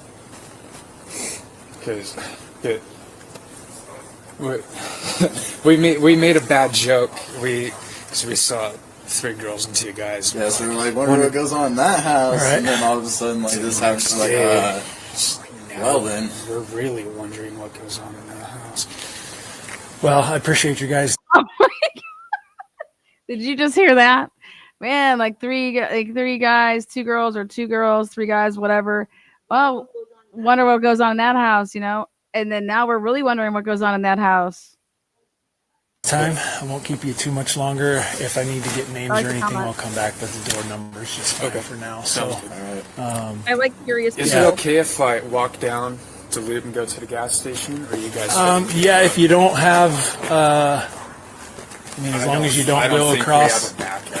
There's a little one here. If you go over the retaining wall, I mean, what's roped off is off limits. So, other than that, it's pretty good. But now it makes sense. right in front of that because he truck, doesn't there's a know. little step up, and it'll lead you up there to the top of Linda, Linda Lane there. That'd probably be the easiest way. Okay, also right there. Why aren't you just telling me to go right to the left there? Right there. That way you're not getting a bunch of cops and detectives like side-eyeing you, right? Yeah, what the hell is this kid doing? It's always an awkward feeling. Always returns to the scene of the crime. Anyways, Yeah. Of course. Thank you. Yeah, thanks, guys.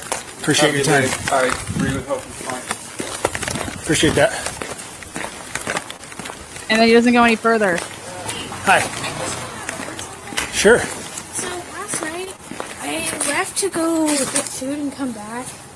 And when I left, I'm guessing it's probably that house right over there that you guys are kind of looking at, or I don't know if it is.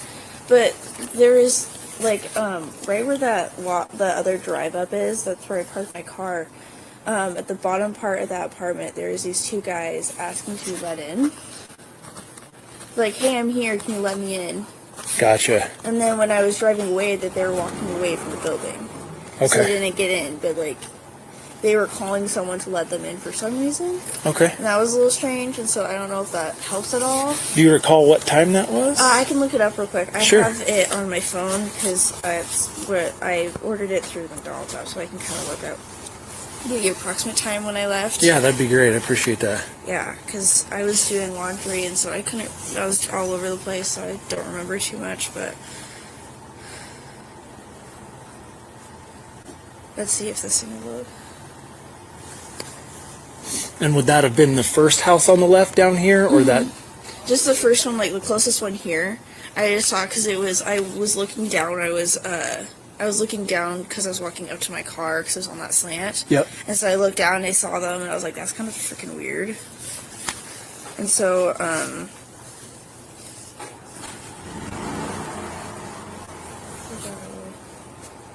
these things and days. Image areas. Okay. Just. Can I please?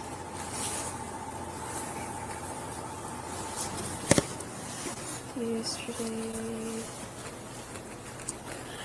And they would have been at that kind of lower door right in front of the parking lot then. Yeah, that lower door part. Yep. Come on, you just. That's in. All it says is yesterday. Thank you. Let me look up one more thing, see if it's on there. Sure. Actually, I should have. I went to McDonald's, so I'm like, I could probably find out where. Right. Going to like receipts and some sort. Not that one. She went to McDonald's, and so when she left to leave to go to McDonald's, that's when she saw Sorry, this. I'm really trying here. No, it's all right. While you're doing that, can I get your first name, please? Okay, again, so she goes and walks out of her apartment. Here, I have my ID as well. Oh, perfect. Right here, if you just want that right there. Will I get this for you guys?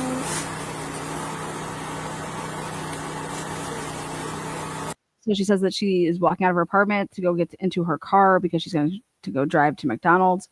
And when she does this, she says the word car, and she says that she parked on the side, like that side street, right next to the house.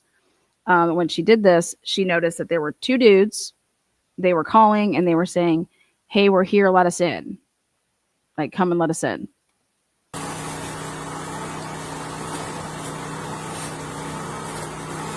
So the order was at 5:41 was when it was put in. So I think I left here about 5:30. Yeah, sounds about right. Okay, ready Now for this? 5:30 p.m. PM. Yep. Gotcha. That's during the time frame of when everybody was supposed to be napping. Kaylee, remember Dylan's story? Everybody came back, and we all. Kaylee goes and they take a nap, and we all set our alarms for 8. So during this time period of 5. Like she's saying around like 5:30 p.m. And now in the report, if you actually read it, it makes it seem like that this girl just drove by and saw two guys just standing there. That's not what happened here. This girl walks to her vehicle. So she's within like what? A first down when she gets to that side street to where that door is, maybe 20 yards, and hears them, and they're calling. One of them is calling, and they're saying, "Hey, we're here. Let us in." Like, so these are people that would not have the pass code to the door to get in. Just go in. Hey, we're here. Come and let us in. And it was two guys. And this would be a very crucial time because according to Dylan, between 5 and 8 p.m. is when it was nap time. Okay. Very important.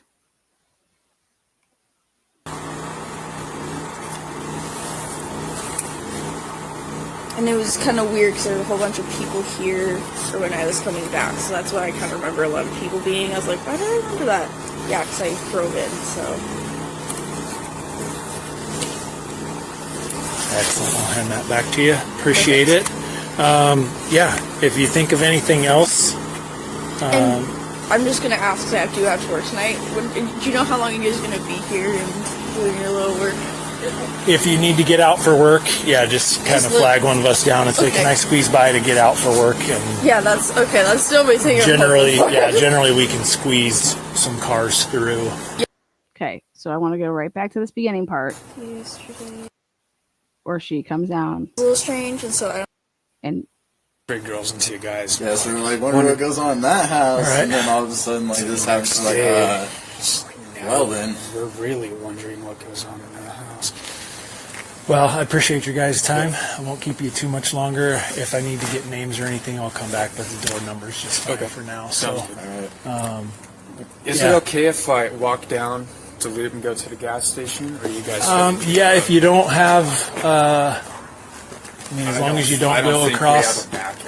There's a little one here. If you go up over the retaining wall, I mean, what's roped off is off limits. So other than that, it's pretty good. But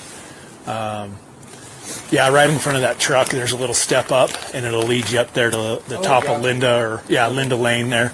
That'd probably be the easiest way. That way you're not getting a bunch of cops and detectives like side-eyeing you, right? what the hell's this kid doing? It's always an awkward feeling. Always returns to the scene of the crime. Anyways, yeah, of course. Thank you. Yeah, thanks, guys. Appreciate your time. All right, really hope you're fine. Appreciate that. all right, here we go. Hi. Sure. So last night, I left to go get food and come back, and when I left, I'm guessing it's probably that house right over there that you guys are kind of looking at, or I don't know if it is, but there is, like, right where the other drive-up is, that's where I parked my car, at the bottom part of that apartment, there's these two guys asking to be let in. There were these two guys asking to be let in. Okay? Two guys, not one. So, for example, I know that Hunter Johnson left his phone at that house. Okay? And he had to go back and get it. Do I think that this could have been that time of Hunter Johnson? No. You want to know why? Because Hunter Johnson has the passcode. Okay? Hunter Johnson has the passcode. He wouldn't be waiting down there. And if he doesn't have his phone, he can't be calling and saying, "Hey, can you let me in? You have my phone." Okay? So I've eliminated Hunter Johnson as being this person. Now there's two people. Again, the reason this is a interesting time frame that she eventually is able to ascertain that, okay, I went to McDonald's at this time, it was at 5:40, and so it had to be, right before that, like 5:30. Dylan makes it a point to say that everybody came back to the house and that we all took naps, and we went and took a nap, and it was like we clonked out on the couch, and some people went upstairs to go to sleep, and we all set our alarms at 8. So 5 to 8 is nap time. That is normal. That, trust me, going and taking naps because you're going to go back out, that's totally normal. What's interesting here is that two people wanting to come over, it looks like they weren't asked to come over, because who are you calling over during nap time to come over to your house, let us in? It just seems like that they're coming there and that they are, it's unannounced type of thing, showing up. Like, "Hey, I'm here, can you let me in?" Gotcha. And then when I was driving away, that they were walking away from the building. Okay. So they didn't get in, but, like, they were calling someone to let them in for some reason. Okay. And that was a little strange. And then during the time frame of like, "Hey, can you let us in?" Like, "Hey, I'm here, can you let us in?" By the time that she hears that, gets into her car, and now she goes probably up to turn around to come back down, they're walking away. So, "Hey, I'm here." That sounds like a delivery to me. That either sounds like, "Oh, hey, yeah, you're here. Well, we're all taking a nap," or you're dropping something off. So either way, you're coming there, and the person that went down says, "Oh, yeah, no, we're all going to be napping until like 8. Well, we're like, nothing's going on here." Like, "Oh, yeah, no, we were hanging out earlier. So people were trying to go there and, hey, let us in because you think people are like hanging out and partying." I wouldn't need to come down to the door for that. I'd be telling people, "No, we're all taking a nap." So, but it would definitely be, I'm taking this information and I'm going to ask Dylan and Bethany about this, right? And find out who came over to ask and wanted to try to hang out at 5:30. You want to start, and just see what they say, see what names they're dropping. But if they tried to use this, if Payne or anybody tried to use this and try to say that this was like at 5:30 in the morning, talking about her leaving then or some shit like that, this is clearly that day, like not in the middle of the night, like that evening. I don't know if that helps at all. Do you recall what time that was? I can look it up real quick. I Sure. have it on my phone. all the time to look it up. Where I ordered it through the McDonald's app, so I can kind of look up the approximate time when I left. Yeah, that'd be great. I appreciate that. Yeah, because I was doing laundry, and so I was all over the place, so I don't remember too much, but... Okay. Let's see if this thing will load. And would that have been the first house on the left down here, or that? Just the first one, like the closest one here. I just saw because I was looking down. I was looking down because I was walking up to my car because it was on that slant. Yep. And so I looked down and I saw them and I was like, that's kind of freaking weird. And so I'd be asking her why. What's weird about it to her? Because I wouldn't be understanding what she thinks is weird about two people standing there asking to get into a house.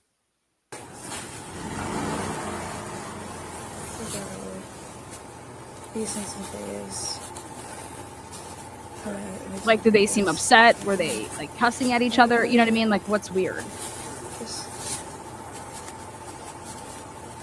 Can I please?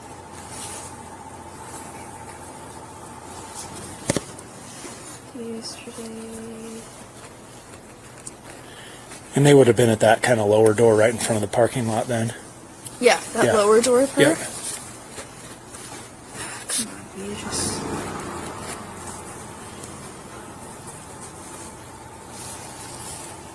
I love how all it says is yesterday. Thank you. All right. Let me look up one more thing, see if it's on there. Sure. Actually, I should have. While she's doing that, we know what she says there. He's going to be walking away, and this is going to be ending. So I'm like, I could probably find out where. Right. Going to like receipts of some sort. As she's doing that, I'm going to give you guys a bombshell here.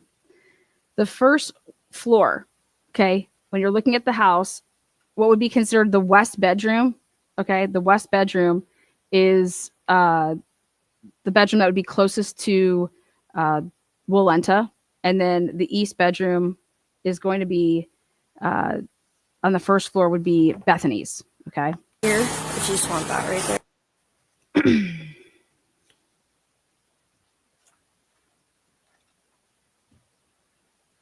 On 11/17, these are notes from report 11. Talbott updated us from his briefing on 11/17. Dog was on Kaylee's bed. Sliding door gets left open for dog. Where did that? Nobody at that point was interviewed a second time yet. Dylan and Bethany get interviewed. I'm sorry, on 11/16, and then the other one gets interviewed on 11/17. Where did they get the information the sliding glass door gets left open for the dog? Okay. Next, he provided information on autopsy findings. Then one victim mentioned a flash of light. Broken Sensi in the vacant room. Sensi is the Sensi light in the vacant room. And squeezed some cars through. Yeah, I'm not trying to disturb you guys. Okay, so ready. For visual learners, there will be an upcoming live with pictures. Yes, and I'm going to show you guys some pictures right now. But that means in the vacant room where they're trying to say that nobody was in and nobody was using that room, that's the bottom.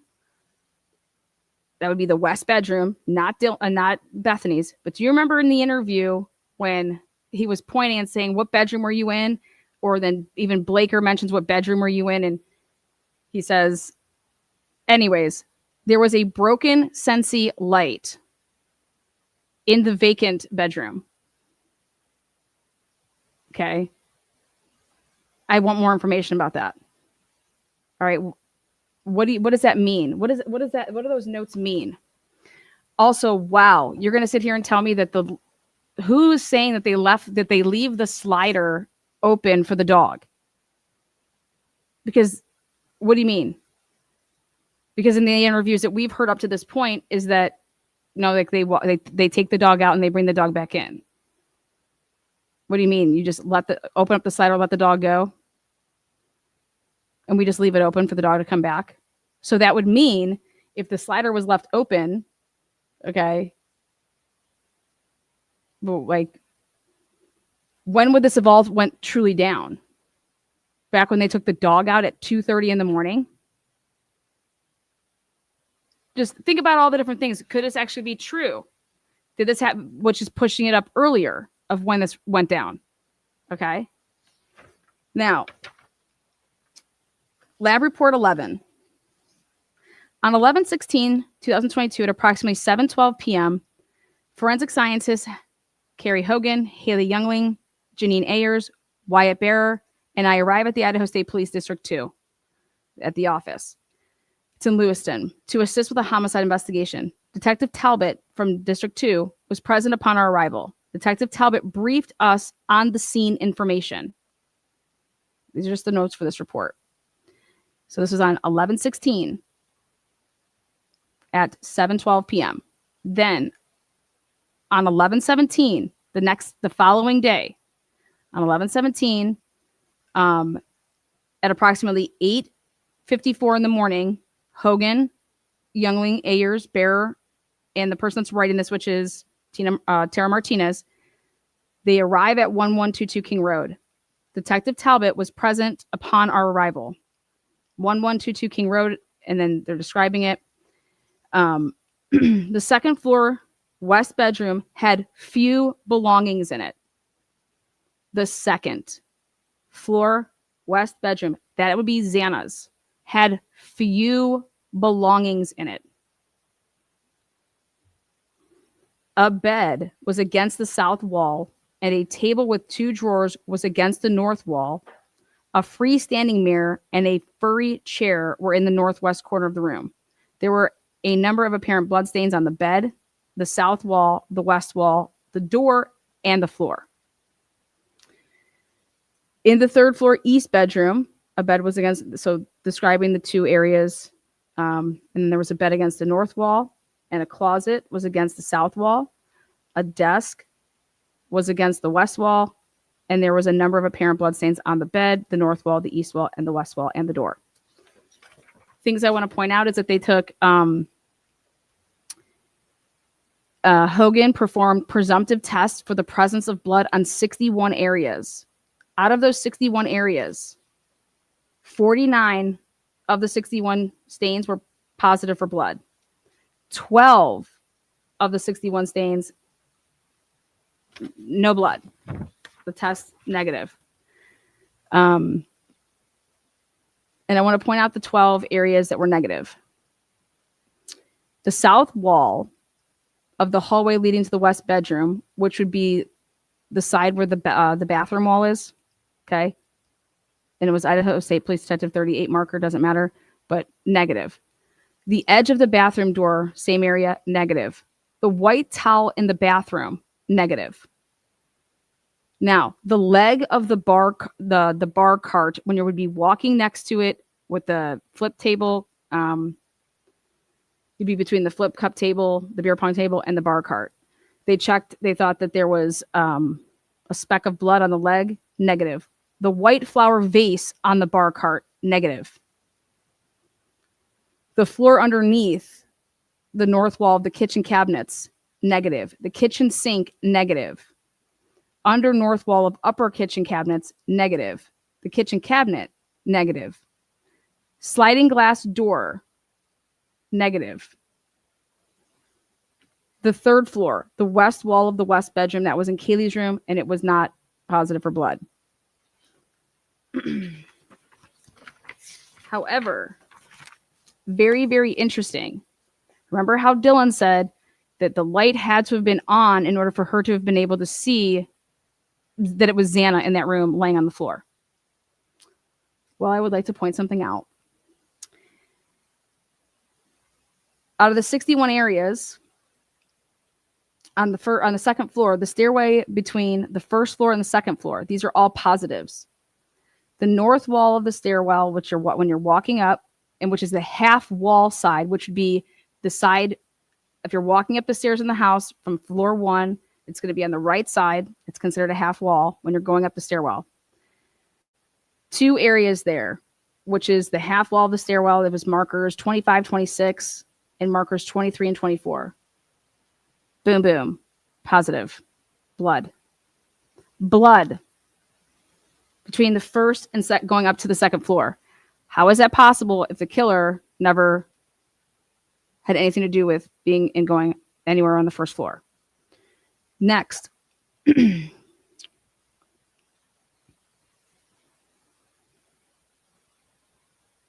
the second floor, the light switch of the west bedroom, which is Xana's. So by and on the light switch of the west bedroom, there is blood. Now the question is was it a smudge? Was it transfer? Was it a speck? But it's actually on the light switch. So the question is we would need to see that picture to determine, did somebody after shut off the light? Okay. Which would then say, yeah, no, that light wasn't on in there. And then Dylan's talking about some Sensi lights. Okay. So we need to know if it's a smudge transfer and that somebody tried to close off the light. Really important. The jamb of the west bedroom door. I want to see the location of that because that would be inside, which means that the door was open during the attack. Okay. Now, the only part in the kitchen that was present for blood was the north kitchen wall behind the sink. North kitchen wall. Okay, so, and that's going to be behind the sink. That's the part that was everything else when you're talking about the kitchen area and the cabinets, negative, negative, negative, except for one area. And that would be the north kitchen wall behind the sink. Okay, now, when you go and you take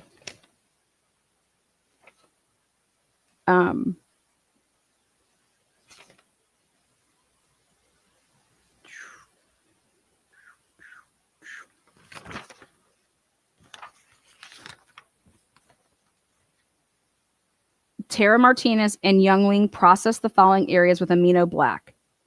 The upper handrail between the first and second floor, positive. The hallway leading to the second floor west bedroom. The second floor west bedroom floor. Second floor west bedroom doorknobs. Interior and exterior. The threshold of the second floor east bedroom, interior and exterior. And I said, wait a second. Why are you testing the threshold of the second floor east bedroom interior and exterior handle areas of the interior kitchen sliding glass door? And I realized they didn't put a comma. And I said, okay, so they did 2 things here. The threshold of the second floor east bedroom. Holy shit. That's Dylan's. What are they doing over there by Dylan's room? Threshold of the second floor east bedroom.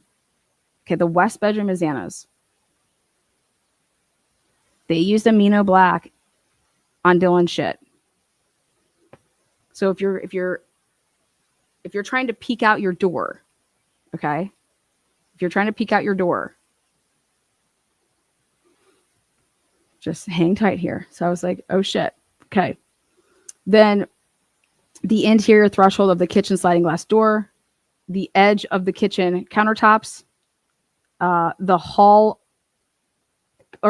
half wall railing between the second and third floor, and the third floor east bedroom threshold and doorknobs. They were able to come up with Layton's L3 through L6, which were collected via photograph from the following: the second floor west bedroom floor. They have prints in Xana's room from the floor.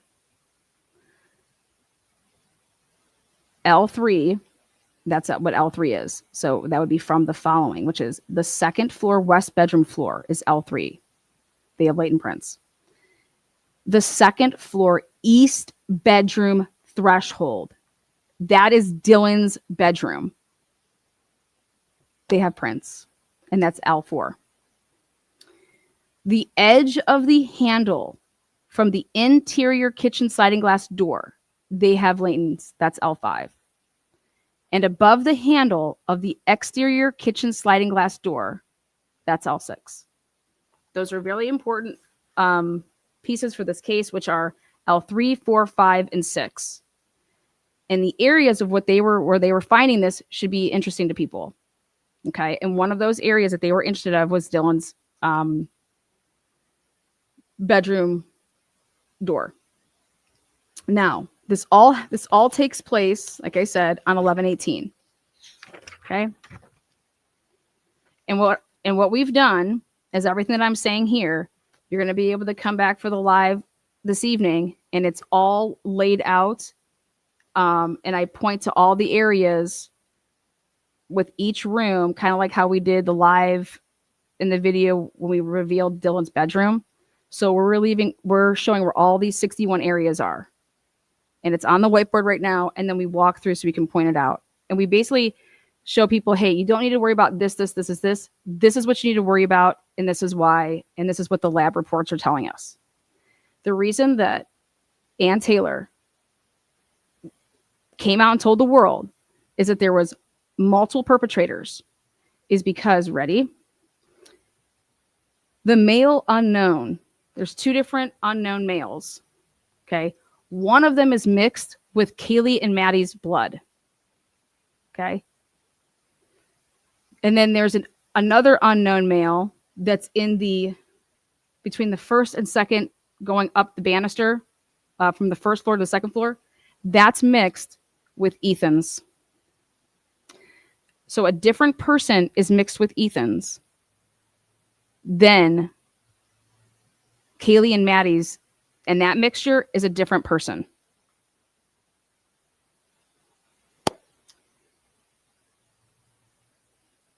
And it is not unknown male A, which would be the sheath find of Brian Koberger's single source. Okay. So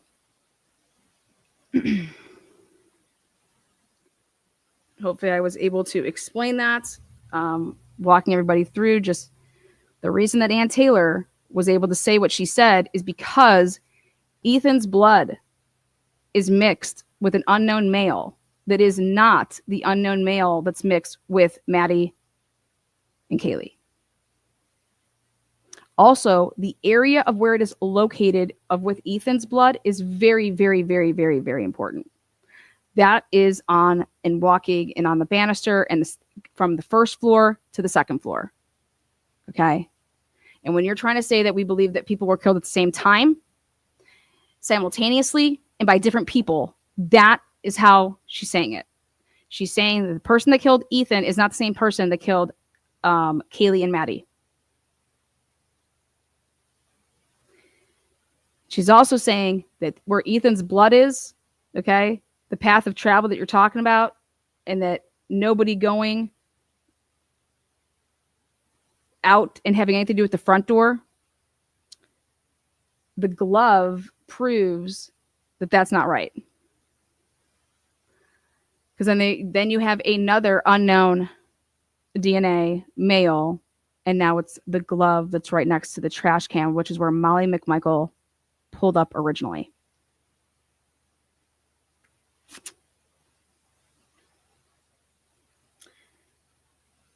Ready?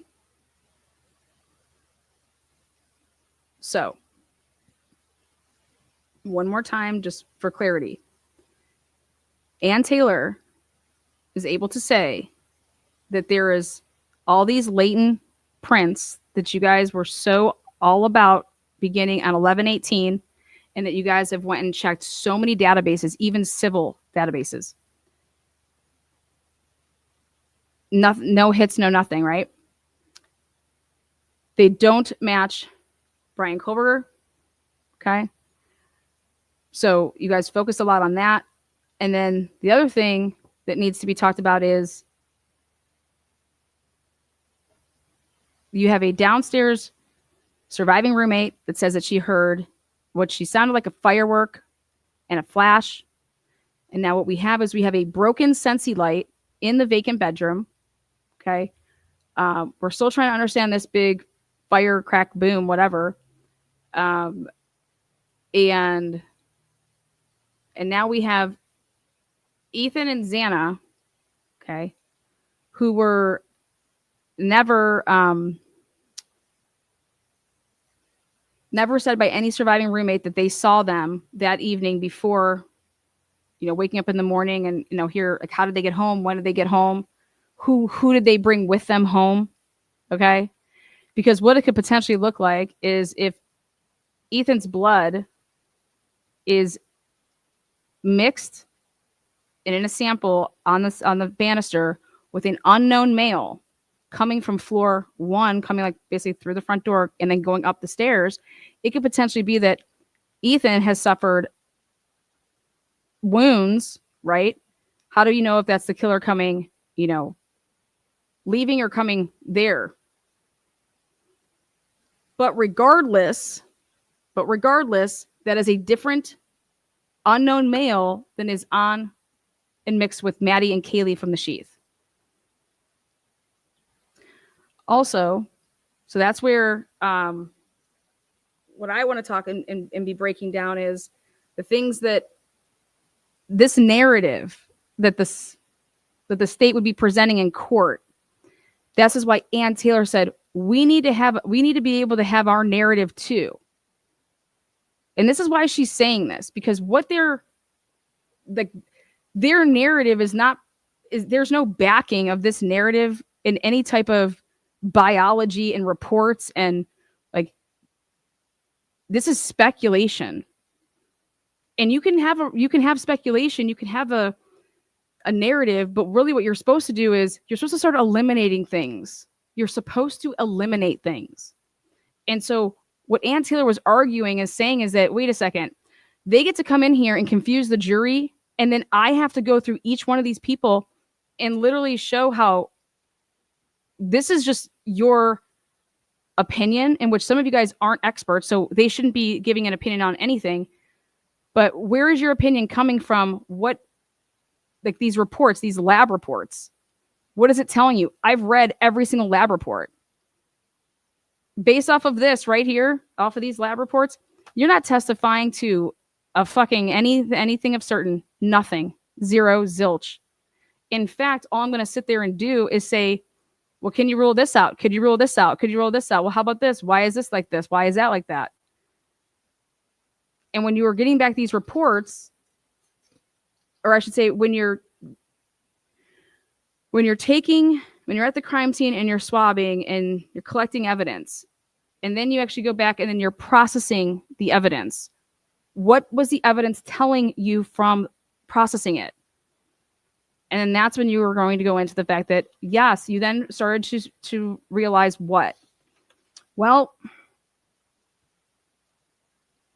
on the same day that you went over to the house on 11/18, for example, the next day, 11/19, at approximately 11:15 in the morning, Hogan and Martinez returned to 1122 King Road. Why? Well, because they're going to photograph potential tire impressions. And I'm over here like, well, that's interesting because I have the text message with Jean Ayers, and she's in a text message with Talbott, and they're sharing the tire impressions. So these are potential tire impressions in the road across from the residence as requested by Detective Talbott. Go get those photos. I took photographs for overall location, condition, and identification. I took comparison quality photographs of the potential tire impressions. We cleared the scene at 12:15. Then the next thing that they do, then what's written out of place is on the same day that you did the 61 stains, on 11/18 at approximately 7:34 p.m., Hogan and Wyatt, they arrive at blank location to process a vehicle. I said, holy shit. I said, whose vehicle are they processing? A 2011 Toyota Prius. On 11/18, they are processing a Toyota Prius. Who was there? What officers are there? Oh, could you believe it?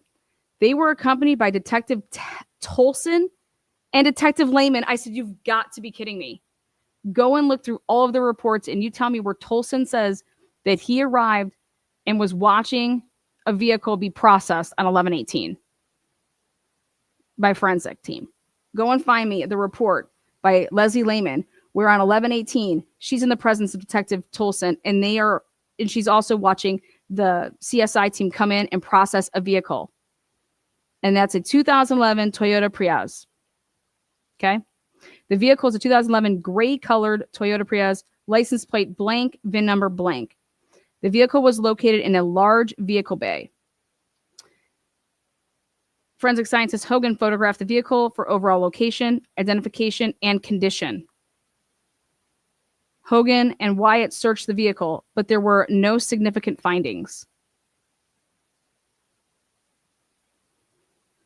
They cleared the scene at approximately 8:44, so they worked on that car for an hour, whatever they were doing. We transferred digital images to Detective Talbott on 11/19 at approximately 8:30 a.m. Same day on 11/18 at approximately 9:17 p.m. after they did that car, Hogan arrived at blank to assist in the search of an apartment. When I saw that Hogan was accompanied by Detective Talbott and Sergeant Van Leuven, I said, oh my God, now we're at Jack DeCour's house. And they refer to Jack DeCour's residence as apartment 1 at 1127 King Road because I found a report where it wasn't properly redacted, but I won't be putting that out there. You guys can go fetch for that. But I'm able to confirm that on 11/18 at 9:17, the residence that they were at was 100% Jack DeCour's, and they list it and they refer to it as apartment 1 because there's actually 2 technically. And this person is an apartment building consistent of 2 stories, or the address 1127 is an apartment building consistent of 2 stories. Apartment 1 is located on the ground level, and then describes it. Also, Detective Michael Van Leuven, he was handling the Jack DeCour interviews. So that made sense that Detective Van Leuven, so it's all equaling up. Okay. Then Hogan performed 2 presumptive tests for the presence of blood on the south wall of the entry hallway, marker 1, and on the east wall of, oh God, coming with a bang. Yeah. We just got notification. We are now in possession of Bethany Funk's second interview. Wait a minute for that one. This is the one from Reno. Okay. Pardon the interruption. We excuse your interruption for blah, blah, blah. Okay. So there were 2. So they're at Jack DeCour's.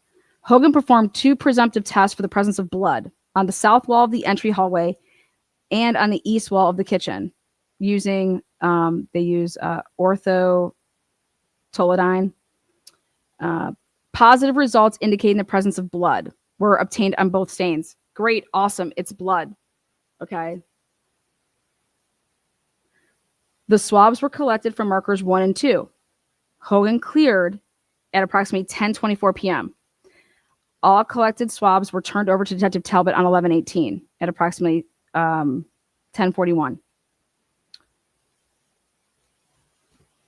The disposition of this is that Youngley and I uploaded all digital images, including those from the Liz Q imaging system to the digital imaging system on 11/19. Report wrote up on August 18th, 2020 motherfucking 3.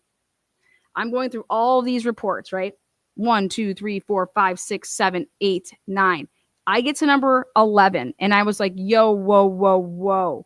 This is the first report that we have in our possession here out of the 1 through 44, 46 that we're going to be going through.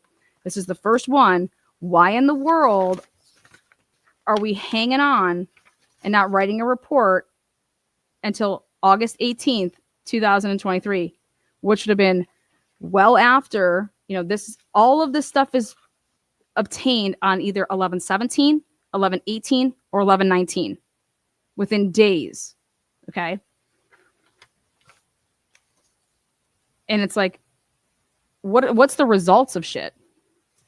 What's going on here? And what they say and they claim is that, oh, well, I'll hang on and wait till you get all the latents and I'll do it all. But this is what was going to be a big bang here in the case. And if Ann Taylor could hit home this point, which is, you're telling me you don't have a suspect, right? Or at this point, you think that it's this dude, right? There's blood present, and you don't want to go and see if that blood could potentially belong to the victims or one of the victims, or who the blood belongs to that would be in Jack DeCour's, what's going on here? So many questions as to say, like, you didn't move on this. What's going on? And then you guys went back to go and get all of this, these 61 stains, right? And I just read off, and we're going to go through this, but all of them were tested positive for blood except for 12 of the 61 areas. And you didn't process. You collected this stuff. Why wasn't this being processed? And there is no explanation for it in the written report.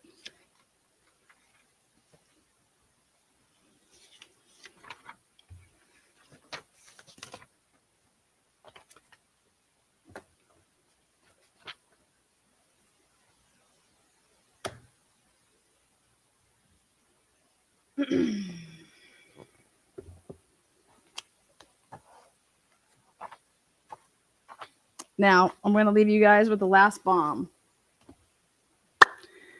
before tonight, which then I'm going to put it all up on the screen and you guys can see it all. They processed the sheath more than once. They worked on, when I say they, the Idaho State Police did their initial on 11/16. They receive it. It's being transported. They start working on 11/17. They're able to get what they want from it on 11/18, and then 11/20 they're writing up a report. Well, here on fucking December 5th,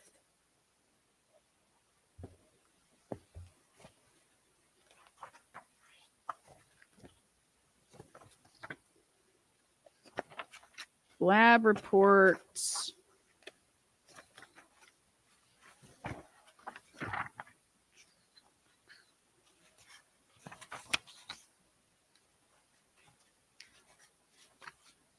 I think it's this one. Yeah.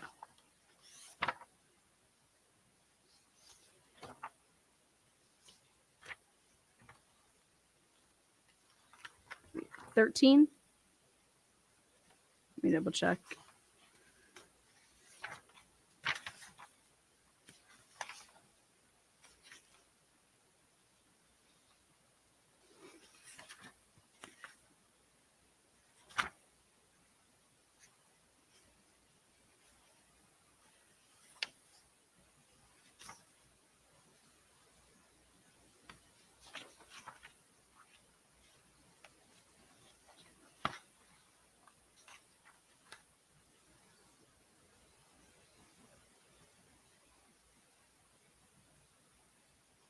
Well, item 40 is the glove, and they took all these swabs from the glove. And so what they determined from the glove is the partial DNA profile obtained from item 40 determined to be from an unknown male D. Ethan Chapin and then a bunch of a list of guys, whoever they had at that point, are not the source of the DNA profile from this item. That's the glove. The partial DNA profile obtained from item 40.4 indicates a mixture, so it's still the glove, and now it's the inside part between the pinky and the rest of the glove and that's a mixture of DNA with a major profile. Assuming a 2-person mixture, a second unknown individual is a potential contributor to the minor profile. The same unknown male D from the item 40.1 is a potential contributor to the major DNA profile. Due to the low-level results and limited data, no conclusions can be made regarding the minor contributor. So, Anta would be asking questions about that low percentage. Did you guys try to do? You guys were so quick to do, what is it? IgG? Did you go and do IgG with that? Could you have used that for that? This is the glove that was so bloody that was outside. Also, let's go talk about the sheath. And they submitted the sheath and started doing work on the sheath, which was the outside, which was the inside of the sheath where you put the blade in. And I just have one thing to say. Ready? The sheath, you already have male DNA unknown A. That's a person. Okay. If you didn't believe that this could have been done by multiple people, okay, that you were trying to get, what were you trying to get? You already have you already have the STR, and then you have a SNP that Othram created. So you already have everything like that. Why would you ever try to reprocess the sheath? What would you be trying to get from it? And there's only 2 answers that would be acceptable. Answer A is that you believe that there could be potentially, you're looking for another person. Okay. Or B, you're looking to see if when the knife was ever inside the sheath, that DNA was on that knife portion of the blade, and that could have been from a potential victim of another crime.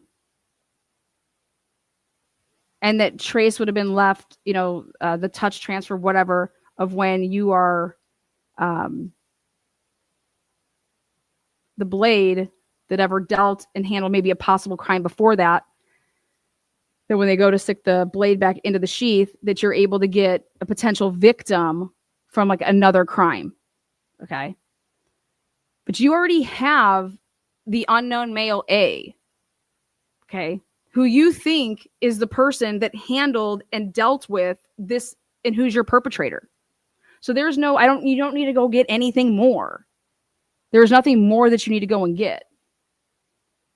So one would have to ask themselves, you don't need more of somebody's DNA. You have it.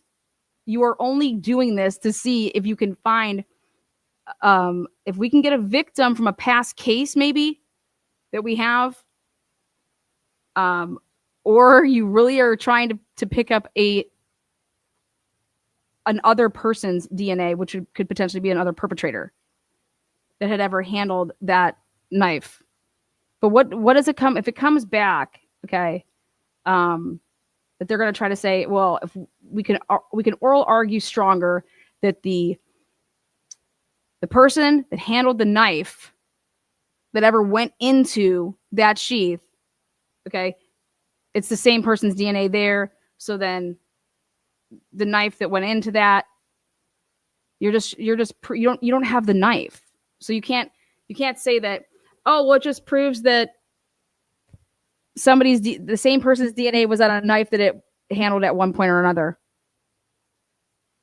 I could have put my finger in the thing to like loosen it up or something.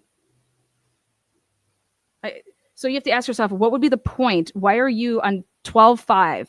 And I say 12/5, and everyone should go like, oh my God, 12/5. That's the same day that Brian's name pops up as a suspect.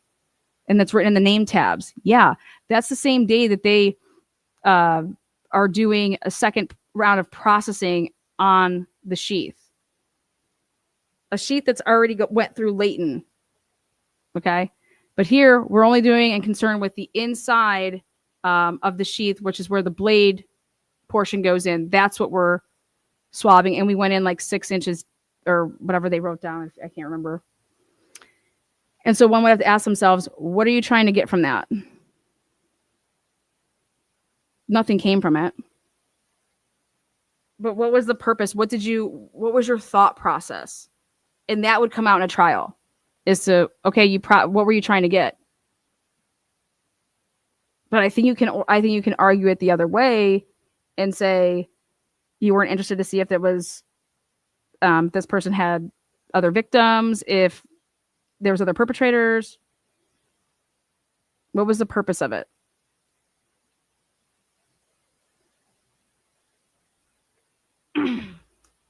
But lo and behold, on 12/5, the same day that they're doing that is when Brian's name is surfacing into the tab section. Between 11/28 and 12/5, somebody wrote in the name Brian Kohlberger into the Idaho State Police name tabs. So who's going to testify to entering his name? Or we're going to have another Sheldon Jeter Jr. case on our hands where we see that there's a blanket, an evidence blanket put in this vehicle, and we watched a video of all the police around this car. We don't see anybody putting an evidence blanket in. And then miraculously, when the vehicle arrives to get photographed at the tow truck that was in the bay, poof, there's a evidence blanket in there. But there was no video, and it was on the whole time of police. There was an officer that got in to drive Sheldon's vehicle away. And we all noted the fact that they didn't put an evidence blanket in there, blah, blah. But then poof, when this vehicle arrives at the tow truck, where they processed and took pictures, poof, there's an evidence blanket in there now all of a sudden. We were showing that they didn't put one in there, and that the person that actually drove Sheldon's car was a cop, and his hands were the ones that were on the steering wheel. And so when you want to talk about that there was gunpowder residue located at like the top noon position, well, a cop just got in that car and just drove it. Sheldon wasn't the last person to drive it. And now also, poof, there's an evidence blanket in there. And there wasn't. So who the fuck was in that car messing with shit? They're not supposed to be doing anything. How can there be an evidence blanket as the first picture taken from the exterior? Because they go and take pictures around the car, and we're able to see that there's this huge orange blanket, evidence blanket that's now in the driver's, like, over the seat. That was not put in before the car was drove away. And then you have a seal.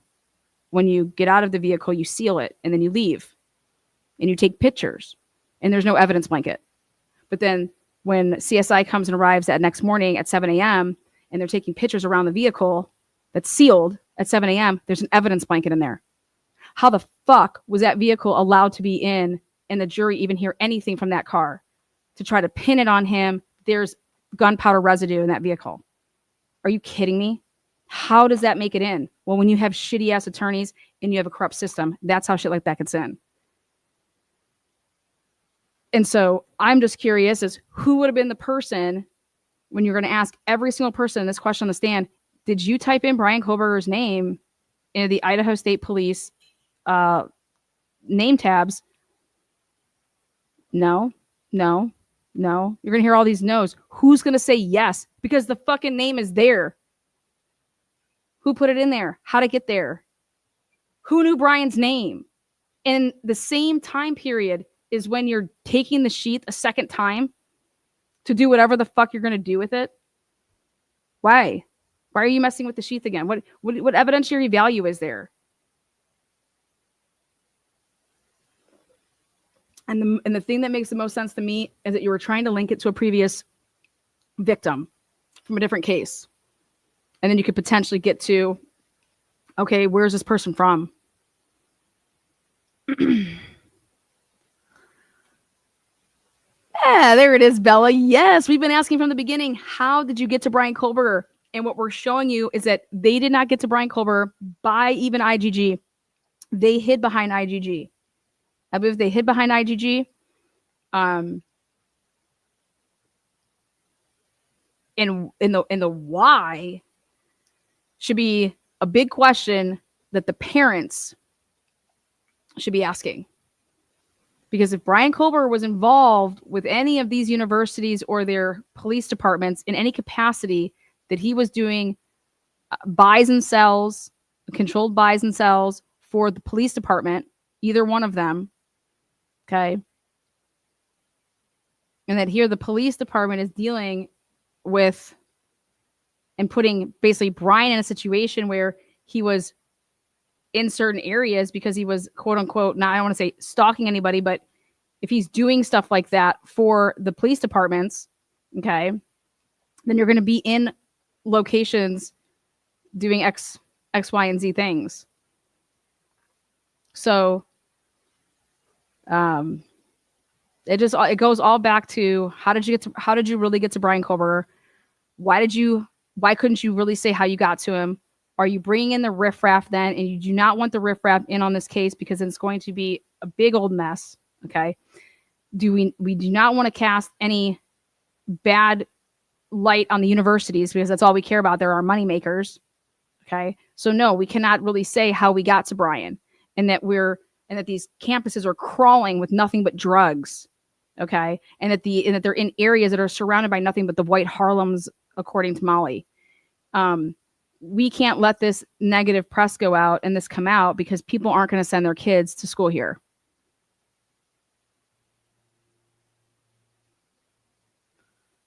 We've been working on an undercover stint with the FBI, let's say. We've been doing this for X amount of years. We're not about to blow what we're doing. So, hey, we're going to give you guys this information, but you need to go get this a different way. Because you're not going to blow up our spot of what we've been working on for X amount of years undercover doing this. And they couldn't even fucking go and do the IGG the right way. So join me back later tonight. We'll probably go around 8, I think. Is that a good time? These reports, though, all these lab reports, they do not support the narrative of the state. I can tell you that right now. And I think that's why Ann Taylor and these people were comfortable testifying. Based off of what I'm reading here, it's no secret now why every single person that Ann Taylor was able to obtain as an expert had no problem. Yeah. When I say no problem, they're testifying to the data. They're testifying to procedures. They're testifying that this is how you would have done this. This is not how you would have done this, or this is what this truly says, or that's skewed and it shouldn't be this way. So, and at the end of the day, we've seen crazier shit with government workers here, but